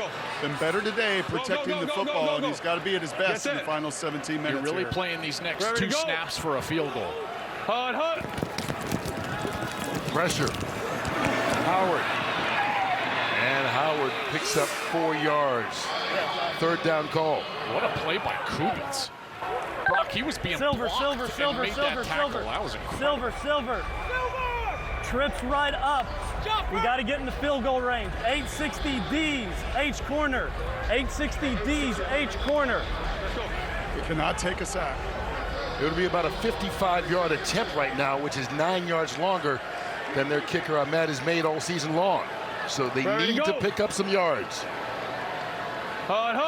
Empty backfield. They do. Bostic. And he won't get enough for the first down, but it makes the field goal attempt a little bit more manageable. Well, I know that's frustrating offensively, but Brock, that's exactly what they needed to do, right? I mean, the chances of converting a first down there are so low. So what you've got to do is play for the 3. They've done that. Now you need to execute the kick. But that is back-to-back drives where you saw 2 15-yard penalties really decimate the drive. That's right. Canella on the last series, and then there that face mask by Cohen.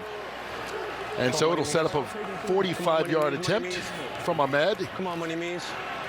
As we said earlier, his long for the season has been 46. Come on, baby. Yes. Let's go. No problem with that one. Plenty of distance. And so in a back-and-forth contest, suddenly, it's the Battlehawks who are back on top.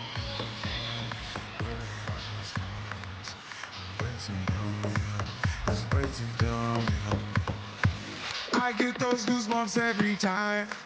I need time. Best blocking set. Wide receivers in the league, bro. Yep. That's all heart right there. Great job.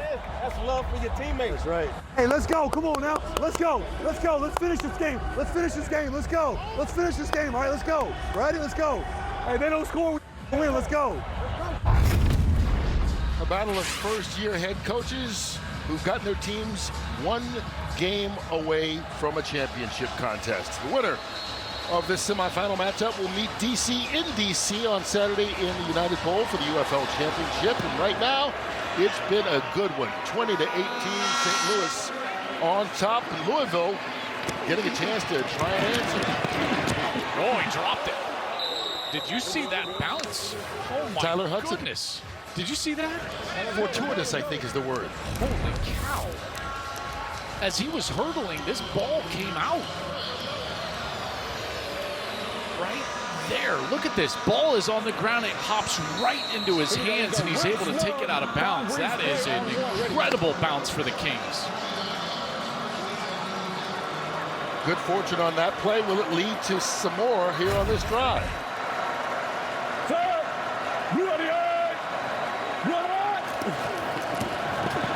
Robinson hitting the backfield and wrapped up eventually. It took a couple of guys, but eventually Steve Linton and Ojamadia wrapped him up. Well, I'll tell you, that front seven, man, they are playing some football. They are flying around. You got edge players on each side doing a great job. There was Feeney in the backfield.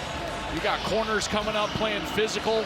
They're pursuing the football well, and they continue to put pressure on this Louisville offense, who's constantly behind the chains. In the last series, we saw them convert that big third down, and right now on 2nd and long, the main piece for this offense would be try to get yourself in a more manageable third down situation. They hand it off. James Robinson tries again, pushes the power forward, this time on what appears to be the final play of the third quarter. We're one quarter away from finding out who moves on to play in the championship game of the UFL.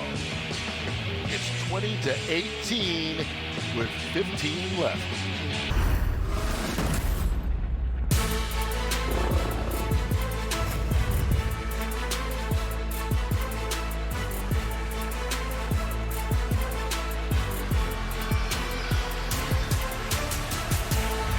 Welcome back to the fourth quarter of this UFL playoff matchup presented by New Era.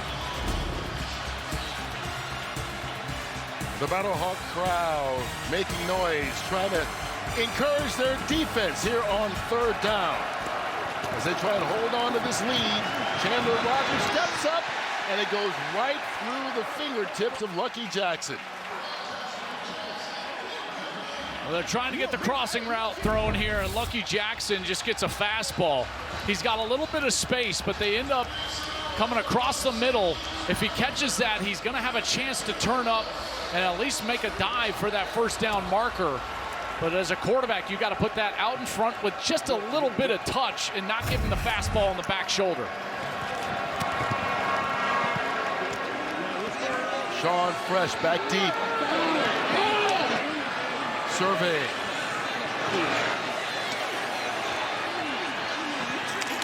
And a good return on the play.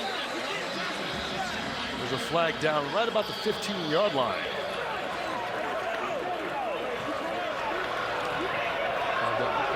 All right, so number 9, and we're going half the distance from the spot of the foul.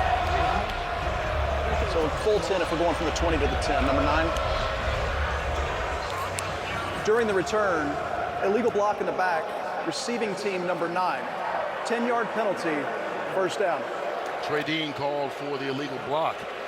Until the back Luis Perez and this offense up. And right now, they've got this lead. Obviously, you want to add to it. But you start to think about, when does the clock become a factor, or is it too early here at the start of the fourth quarter? I think it's probably too early, but on that last series, what we did see is that this St. Louis offensive line was starting to lean on this Louisville defensive line, and they were able to run the football well. Now, backed up inside of your own 20, you're trying to get yourself a first down, maybe 2, and reestablish field position. Hard. Block them. They blocked some of them. Perez has a man on the sideline, and connect with Stephen McBride, who was all alone. This is such a good route by Stephen McBride, and he's got him. He's absolutely got him. You're going to see a little bit of pressure in the pocket, and Perez kind of jumps at this throw and never gets his feet set underneath him. And Brock, that's why it took off. Yep. Yeah, you could almost hear him. I mean, the mic said it, block him, block him, block him, and you could hear that speed him up. And yes, that forward momentum, unfortunately, that was 6, Joe, if he hits him in stride. An easy 6. Viper, ready to go. They hand it off. James fighting back to the line of scrimmage and nothing more. I'll tell you, LaRon Stokes has been pretty good in there, in the interior defensive lineman for this Louisville team. And what a big down this is for Louisville right here.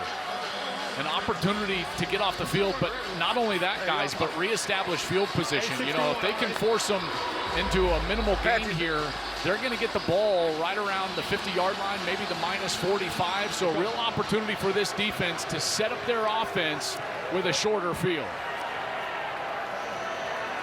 Ready to go. Hut. Blitz coming on 3rd down. Perez mistimes it once again with Bostic, and it will be a 3-and-out for the Battlehawks. Brock, I think he had Bostic as well. I know that there was some pretty good coverage, but watch this outside throw. He just leads him too far to the outside. Bostic, the tight end, is in the slot, and if this is thrown right at the back of his helmet, that's going to be a catch and a 1st down, but just too much air on the outside. Yeah, and you got to know if you're throwing to a tight end, they're not going to adjust to that back shoulder the way a receiver will. Perez has been off a couple of times tonight to open receivers. Here's Lucky Jackson. Louisville going to have excellent field position starting on St. Louis's side of the field, but there is a penalty marker, so let's see how this plays out.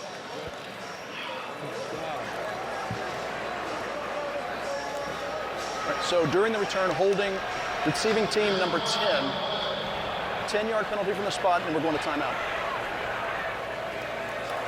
During the return, holding receiving team number 10, 10-yard penalty from the spot of the foul. 1st down, timeout on the field. Katie Prather called for that. Both teams have struggled a little bit on special teams. Luis Perez not happy after that last possession, which ended in a 3-and-out, but there's still plenty of time. Crunch time here in the playoffs for Chandler Rogers, and he had a bit of a slow start throwing the football. A lot of pressure from this St. Louis defense, but they've gotten the ball out of his hand quickly here in the last quarter or so. And that has led to some big plays. This one on a 3rd down to Winstead got all the way down inside of the 20-yard line, and then a beautiful back shoulder to Winstead for the touchdown. And Rogers now is sitting here down to 7 of 9 for 115 yards since that shaky start when he was 5 of 10. We'll see if that hot streak can continue here on this series. Was that tarps off here? Spread into the UFL. There's Ian Wheeler. Big run up the middle.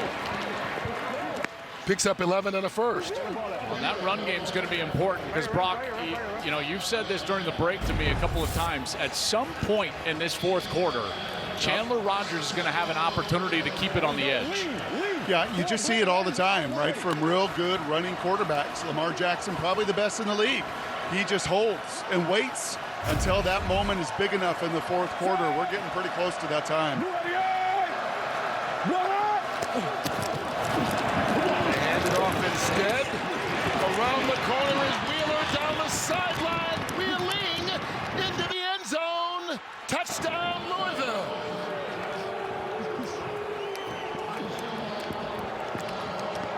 Their 3rd play over 50 yards tonight. That one, 51.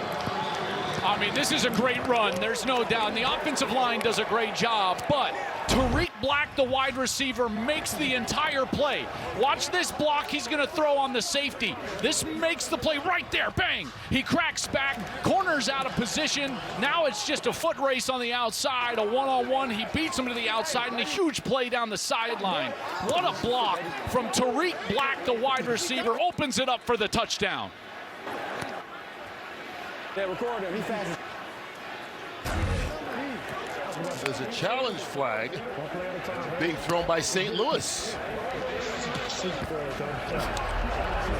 Remember, with the Super Challenge anything. 17. They're trying to challenge that block that I just showed right there as a crackback. I think that the hard part here is that Mosley, the safety, he's in front of him and coming down. Well, it's 17. Yeah. Boy, this is going to be a hard call for D. This is what they're challenging right here. St. Louis is challenging the ruling on the field that there was no foul for an illegal block in the back. The previous play is under further review. All right, so I'm with you, Adam, here. He's challenging that's a block in the back. The guy comes in, and he's going to make contact from the side. Do we have any other angles here? He's coming across, and I've got shoulder to the shoulder here. I can't get anything from behind. Here's the TV shot. Again, the contact is from the side. I can see the numbers the whole time. There's the shot again. That's from the side. It's not a block in the back. So those are our best looks. They have to further review the ruling on the field of no block in the back stands, Adam. Got it. Yep. After further review, the ruling on the field stands. St. Louis is charged with its second timeout and has no challenges remaining for the rest of the game. Black's block was still the key. I tell you, man, that is a great job. As a wide receiver, you got to do dirty work sometimes. You know, that's a selfless play. And he gets in there, gets the block, springs Ian Wheeler, who did the rest, down the sideline. And that's a huge fail of a super challenge because now St. Louis only has one timeout. And no more challenges. In a game that you have to win to move on in the playoffs. Well, Louisville scored on a 53-yard touchdown run by James Robinson on the opening drive, a 51-yarder by Wheeler following that big block by Black, and they're back in front. Go! Yeah, let's go! Tonight's game is sponsored by T-Mobile.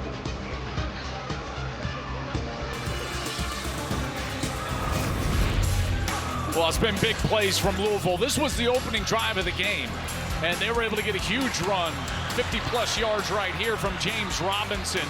He put it in the end zone, and then it was a huge, crucial 3rd and 6, and Isaiah Winstead is able to get loose. He makes a St. Louis defender miss, and he's down the sideline. And then on that last series, how about Ian Wheeler? Beautiful block from Tariq Black. And there he is down the sideline. Nobody catches him. He's into the end zone. And it's those 3 plays of 50-plus yards that are really the difference. And you look at St. Louis, and they've left some of those on the table, even in their last offensive series, Kurt. You know, Perez had a chance to McBride down the sideline. They missed the chance for the big play. That's the difference so far. In fact, their biggest play of the night, 20 yards. But they're still within a score. Get inside 12 minutes of the semifinal game. And so Luis Perez will get another shot at it. Well, you come out here offensively, and Perez has been careful with the football. He's 20 of 32. Yeah, there have been a couple of misses. For Brock, at this point, as a play caller and a quarterback, don't you go back to what's worked? Sal Cannella, McBride, Howard out of the backfield. That's really what's been working for this crew. Yeah, and I think some of that inside zone that should lead to a shot. I would also add 15-yard penalty, 15-yard penalty, and a 30-yard penalty on a block in the back. Those were critical errors as well. Took them out of scoring position each time as James spins his way out across the 40-yard line. There's that inside zone that Brock was talking about. Nondescript play, but it goes for 5. And now all of a sudden you've got 2nd and medium. And Louisville has to make a decision. Do they play with one safety back and try to defend against the run, or do they continue to play with 2 safeties back and try to make sure that they've got someone over the top of Hakeem Butler, number 88? Who has just 2 catches for 18 yards after leading the league in the regular season. Kylan James bounces it outside, gets the first. Into Louisville territory. There it is, good. Give me 590 egg snag, or excuse me, 590 DZ snag. 590 DZ snag. FIB into the boundary snag. Yeah, Swing.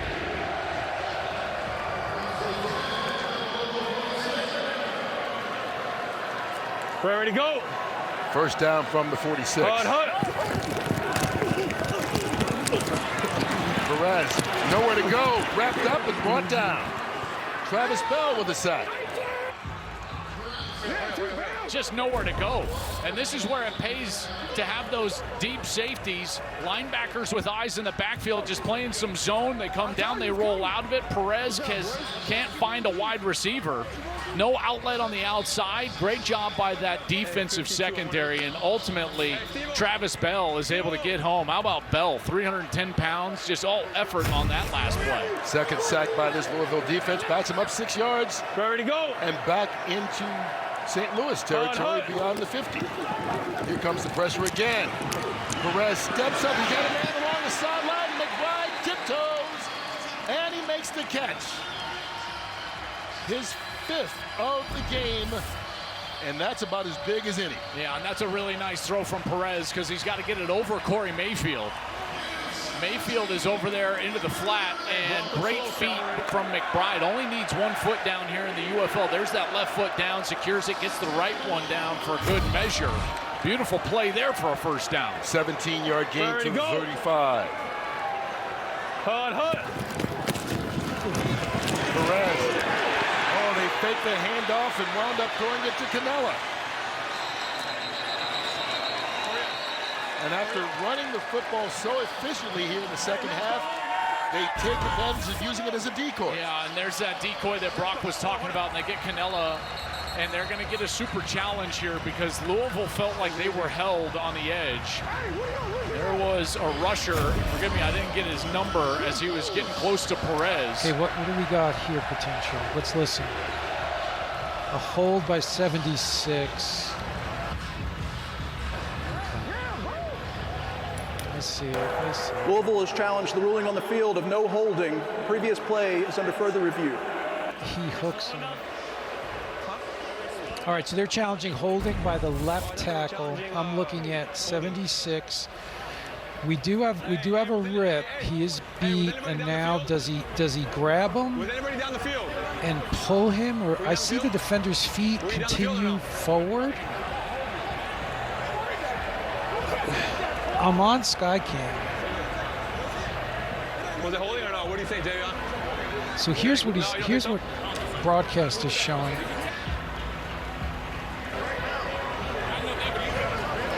Yeah. Again, I'm looking for a clear material restriction. Not enough, right? This is a good look. I mean, there's a little bit of a grab here.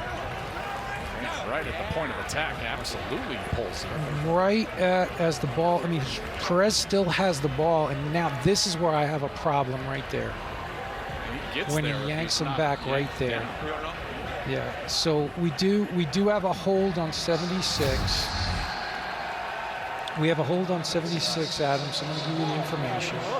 Yeah, thank you. Okay, thank you. That's the left tackle, Richard Garage. Hey, fellas. Left tackle, yep. So we were at the 35. It was 1st and 10, right hash. We'll force it from there. Correct. After further review, holding offense number 76, 10-yard penalty, first down. So instead of having the ball at the 14-yard line, they're backed up to the 45. That's a 31-yard penalty. And Brock, you brought up correctly, they had those 3 penalties previous in this second half. Now a 4th one. That is a huge penalty, and the correct call from Dean in the command center. Well, and especially in these playoff games, right? I mean, they're big in the regular season, but these are the plays that define these sudden death games.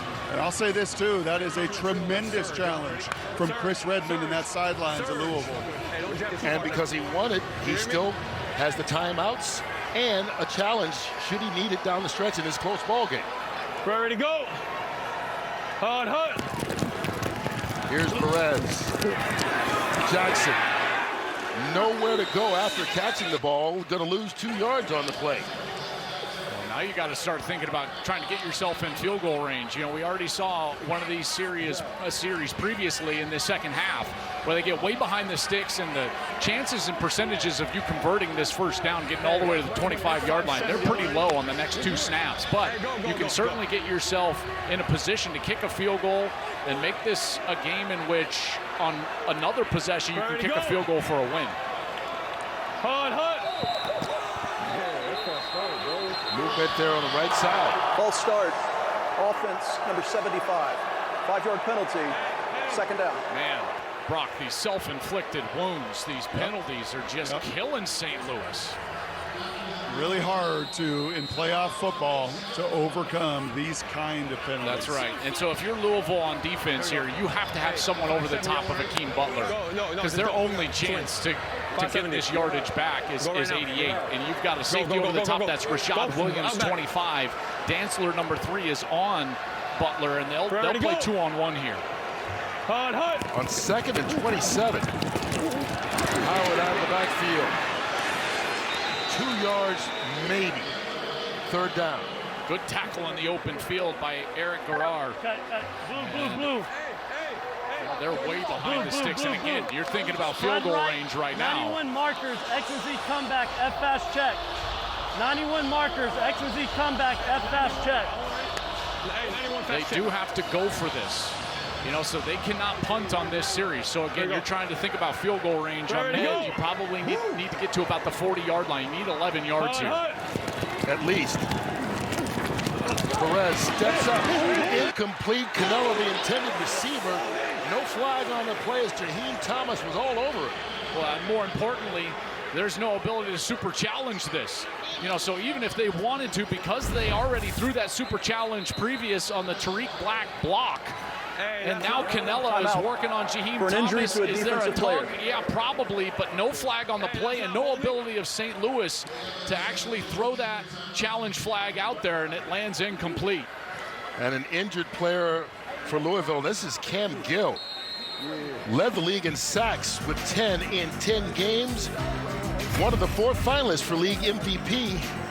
Hopefully that's nothing more than just a couple of cramps. Coming up after UFL, we are racing 260 laps under the lights as we go for glory at Gateway IndyCar, live from St. Louis, coming up next. Well, it was good to see during the break Cam Gill walk over to the sideline trying to get a little hydration. Said it was nothing but cramp. So he's out here on this 4th down play, a big one for this Battlehawk team as they are down by a score in the semifinal matchup to go on to the United Bowl against the defending champion DC Defenders on Saturday. 4th and a mile. Ready to go. Get out. Hut. Perez batted down as he tried to just dump it off. They wanted to get it out to Howard and hope he could run after the catch, but LaRon Stokes said no way. Well, those penalties come back to bite them there. They got backed way up after the beautiful ball to Canella. It would have set them up 1st and 10 at the 14-yard line. They go backwards and now give the ball up without getting any points on that series. Just devastating penalties for this St. Louis team during the course of this second half. And now Louisville with a chance up 5, 6:50 left here in a playoff game, and the ball on their side of the 50. What a chance here offensively to go put up a huge score. St. Louis working with 1 timeout defensively. Well, that will certainly help before they can even get going. James Robinson was wrapped up by Taylor Stallworth. Great effort by Stallworth. He's just going to get right into the interior here, and there's nowhere to go. Clear miscommunication up front by that offensive line. And now Louisville's behind the chains. Loss of 4. You get the sense, at least we've seen all day long, when they're backed up, their backs are against the wall. Corey Champlin, the defensive coordinator for St. Louis, he gets aggressive, and he starts to send pressure. They bring it. Rogers wisely gets rid of it. Was there someone in the area? Taylor Hawkins coming with the pressure. No flag on the play. It looked like they were trying to maybe set up James Robinson for a bit of a screen right there. He's trying to get out, but he got knocked down to the turf in the middle of the line of scrimmage. So Robinson is trying to sneak through. Watch as he's trying to get right through right here. And they do a great job on the interior as Nomura knocks him down, and there's nowhere to go with the ball. It's 3rd and 14. They did cross the 50, so they'll have to go for it on 4th regardless. Rodgers keeps it. Lucky Jackson gets the first down. There won't be a 4th unless there's a penalty flag down. If this penalty goes against the offense. Yeah, it's going to, because they had linemen downfield. An eligible player downfield, offense number 71. 5-yard penalty, 3rd down. And Travis Feeney, the correction, linebacker the for foul St. was Louis, committed is by still number down. 75. Timeout for an injury to a defensive player. So you're going to see on this RPO, you're going to get linemen start to get downfield. There's 75 right there. That's Jalen Thomas. And that's an easy call for the official. He's caught in no man's land. You try to run those run-pass options, and the offensive line is trying to get up to the 2nd level. They think that it could potentially be a run play, and the longer that the quarterback holds it, the more chances he's going to be down the field. And good to see Travis Feeney up. He's played a whale of a game at his defensive end spot, and he was shaken up on that last play. That may have been one of those plays where you get injured by your own man. Looks like another member of the Battlehawks fell in the back of his leg. So he limps over to the sideline. And they'll be without a key defensive player on this big 3rd down. Sounds it or no? They tackled him.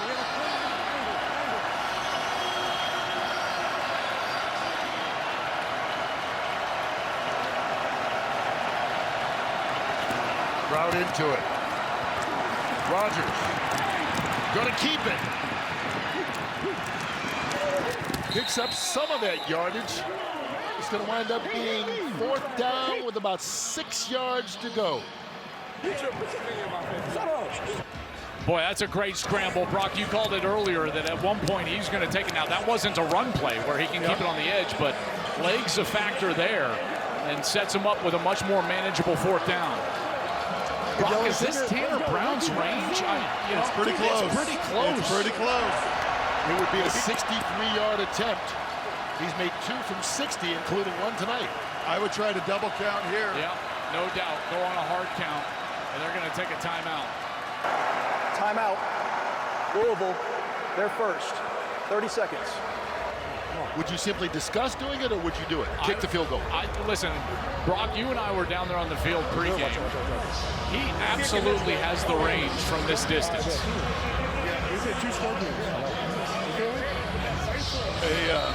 Hey, coach, you going? Kick it. What goes into that decision? My kicker looking at me and saying I can make it. Oh, beautiful, beautiful. What access, man. Yeah, Brock, way to jump in there. And that was coach saying he's going to kick it. Good timeout right there. This is well within his range.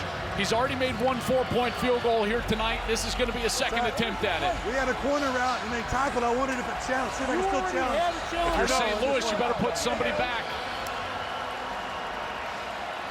Now, even if he makes it, it remains a 1-score game because you can get 9 points with a 3-point conversion. But first things first, the 63-yard attempt for Tanner Brown, which will be his longest of the season and worth 4 points.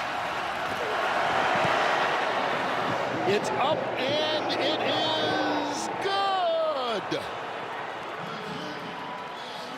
For the 2nd time tonight, Tanner Brown puts it in for 4 points, and it's a 9-point Louisville lead. A bit of a subdued celebration up front because they've got an offensive lineman down. James Tunstall, the starting left guard, was shaken up there. He is now up and limping off the field, but how about the kick from Tanner Brown? Brock, he was money in pregame from this distance, and that is such a clutch kick. Ice water in his veins. I love that a kicker looked at the head coach and said, I got it. Like, that's a Jimmy Chitwood move right there. There's no doubt. Oh, my goodness. He made it by a yard. 63. Wow. just enough. And you kept bringing up this word all day today, Brock, trust. And that is trust. And how about Ricky Prohl on the other side? All he can say is, wow. What a weapon Tanner Brown is.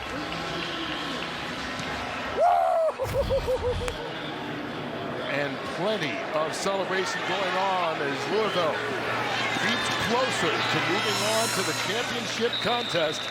4.5 minutes left. They are up by 9.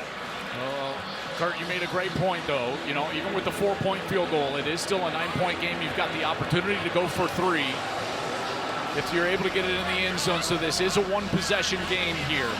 And 4:35 left. You go into a playoff game. If you're Ricky Prohl, if you're Luis Perez, all you're hoping for is a chance late in the game. Well, they've got that chance right here. Ready to go.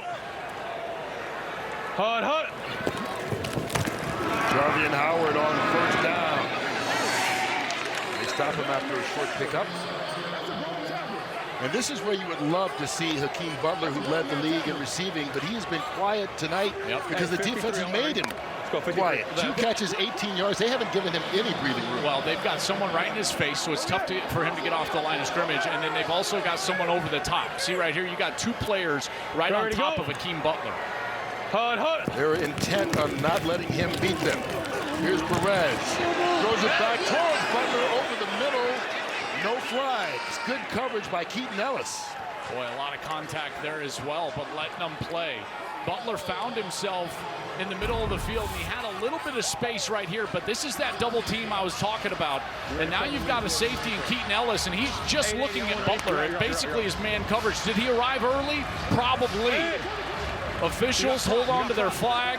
Butler can't hold on, and it's 3rd down. Ready to go. Hut. They can pick up a first and 44. Quick pass again intended for Butler.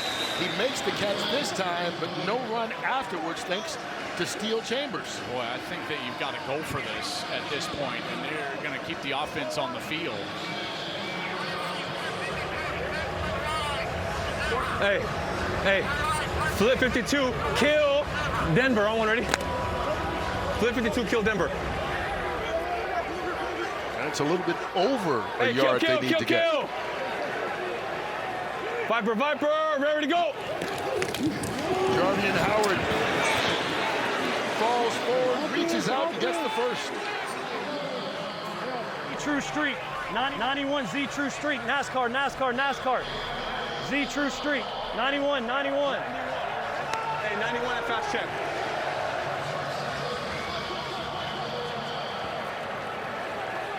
They hurry back to the line of scrimmage. Ready to go. Hut. Perez along the sideline, open is McBride, and he takes it into Louisville territory, moves the chains as well on a nice pickup of 15. Well, McBride has been the main target tonight. That's his 6th catch. And he's got 10 targets as well. And all that attention being paid to big number 88, the big play receiver Hakeem Butler on the other side. McBride has done a great job of providing access for his quarterback for those easy completions opposite of Butler. I think they want to get a play off before the 2-minute warning here. Viper, ready to go. They do, just barely. Perez over the middle, high, McBride bobbles it. He was open, the pass was just a little bit too high for him to control. It will take us to the 2-minute warning. It's a 1-score game. The winner advances to the UFL Championship. Okay, on the previous play, there was 2:20 left on the game clock when the tackle was made. St. Louis tried to hurry up. Well, they didn't try to hurry up. I mean, that was the opposite. They took forever. You would think that they're trying to get a snap off before the 2-minute warning, but they took forever. Perez taking too much time, and so they ended up snapping the football, but it was just under 2 minutes. Now, the officials let them play, but in review, and correctly so, in the command center, Dean, he voided that play. So here's what we got now. We still have 1st and 10 at 2 minutes. So they replayed that. They said they did not get the snap off. So we're going back to the 2-minute warning. No snap, 1st and 10, right hash. So 2 minutes on the clock. Ball's at the 40 still, but 1st down. Ready to go. They missed an opportunity to get a playoff before the warning. Here's Perez in trouble, sacked again. Cam Gill, his first sack of the ball game, and it comes at an opportune time. I tell you, man, you can just feel the effort, Brock, from Cam Gill on these pass rushes. He is just getting after it. Money time. 90-90. Viper, ready to go. Perez steps up. Rolling is Blake Jackson who makes the catch. Yeah, beautiful catch there from Blake Jackson. And it gets the first down. And Perez did a nice job in the pocket, manipulating, getting some time. Looks like Louisville's got a player down. That's Travis Bell. Louisville is charged with its second team timeout for an injury to a defensive player.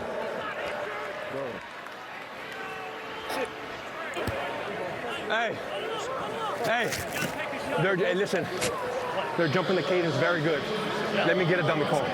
Yeah, well, you can do it here. Huddle up, huddle up, huddle up. We're gonna chip the end too. Everyone in here, we're gonna be blue. Take care of the football here. Yeah. Okay, dummy one. Why shift the strong right? 71, Pirate Z Poco. Dummy, watch the ball. Blue. Hey, you gotta come back. Yeah. Hey, eyes. They're going to try and get some 3 yards here? Yeah, they're going to try to go dummy cadence, Brock. That's probably a really good idea from their quarterback, Luis Perez, and then a Z Poco. That's post corner. So be aware, not just even the free 5 yards. Maybe be aware here to keep that play alive. Right, the old Aaron Rodgers, when you get him to jump, then you got a great shot to take an explosive over the top. Ready to go. Hut.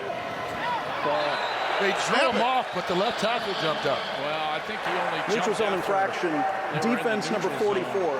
5-yard penalty, first down. But the point I'm making is that Brock was saying they could have continued to play and maybe gotten a big chunk play. That's right. That dropped the play dead as soon as the left tackle moved. The operation there is that you want the center to just snap the football right away. When someone jumps into the neutral zone, snap, and then you run the play, in particular, take the shot. Same play, though, Z Poco, that's top of your screen. McBride's got a post corner. Hut. So after the free 5, here's Perez. Holds on to it too long. This time it's Lonnie Phelps with the sack. Well, they're going to have to hurry now. This pass rush getting after it. They'll get back onside, and they're going to have to get McBride lined up on the opposite side as well. Viper, ready to go. Fast check. Perez dumps it off. Howard spinning his way down inside the 20. Good second effort by Jarvian Howard to move the chains. It'll be first down from the 15. Boy, he just continues to run hard and through those arm tackles on those checkdowns. Now Louisville is going to try to substitute, but St. Louis didn't sub, so they're going to have to run on quickly. Viper! They jumped again. Oh, he jumped.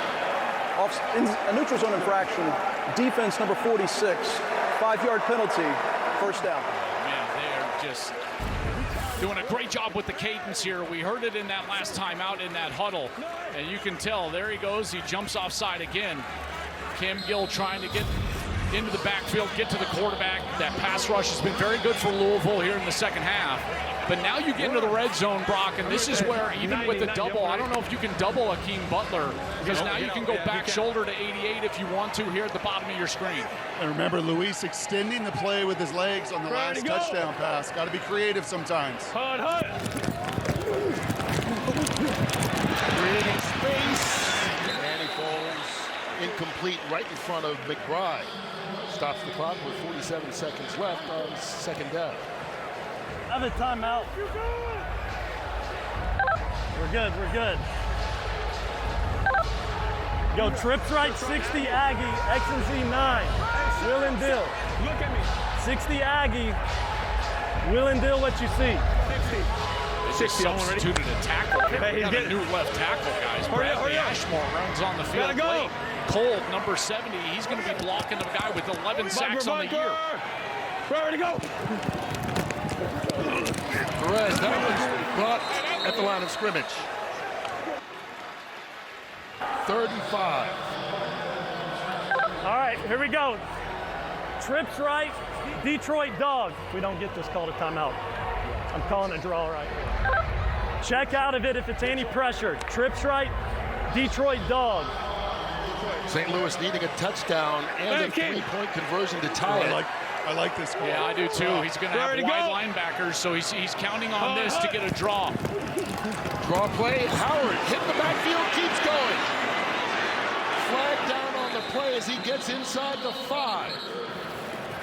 Boy, is this going to be another St. Louis penalty, Brock? 10 yards, third down.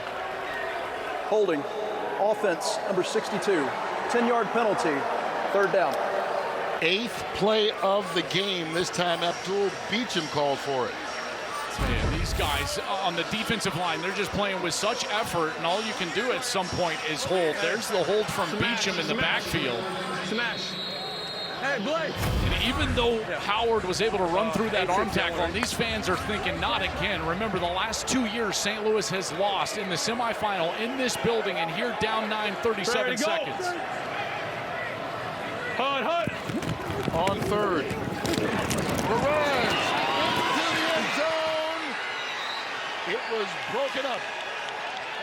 And they called it an interception. Steel Chambers did hold on to the football.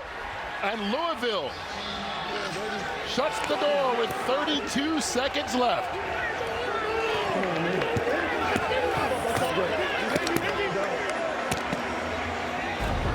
Well, they're finally just trying to attack with Butler right down the middle of the field, but Steel Chambers from his linebacker spot, he runs right underneath this, and he undercuts it. Did he hold on to that ball? It does look like he secured that interception before it hit the ground. That is an incredible play from Steel Chambers.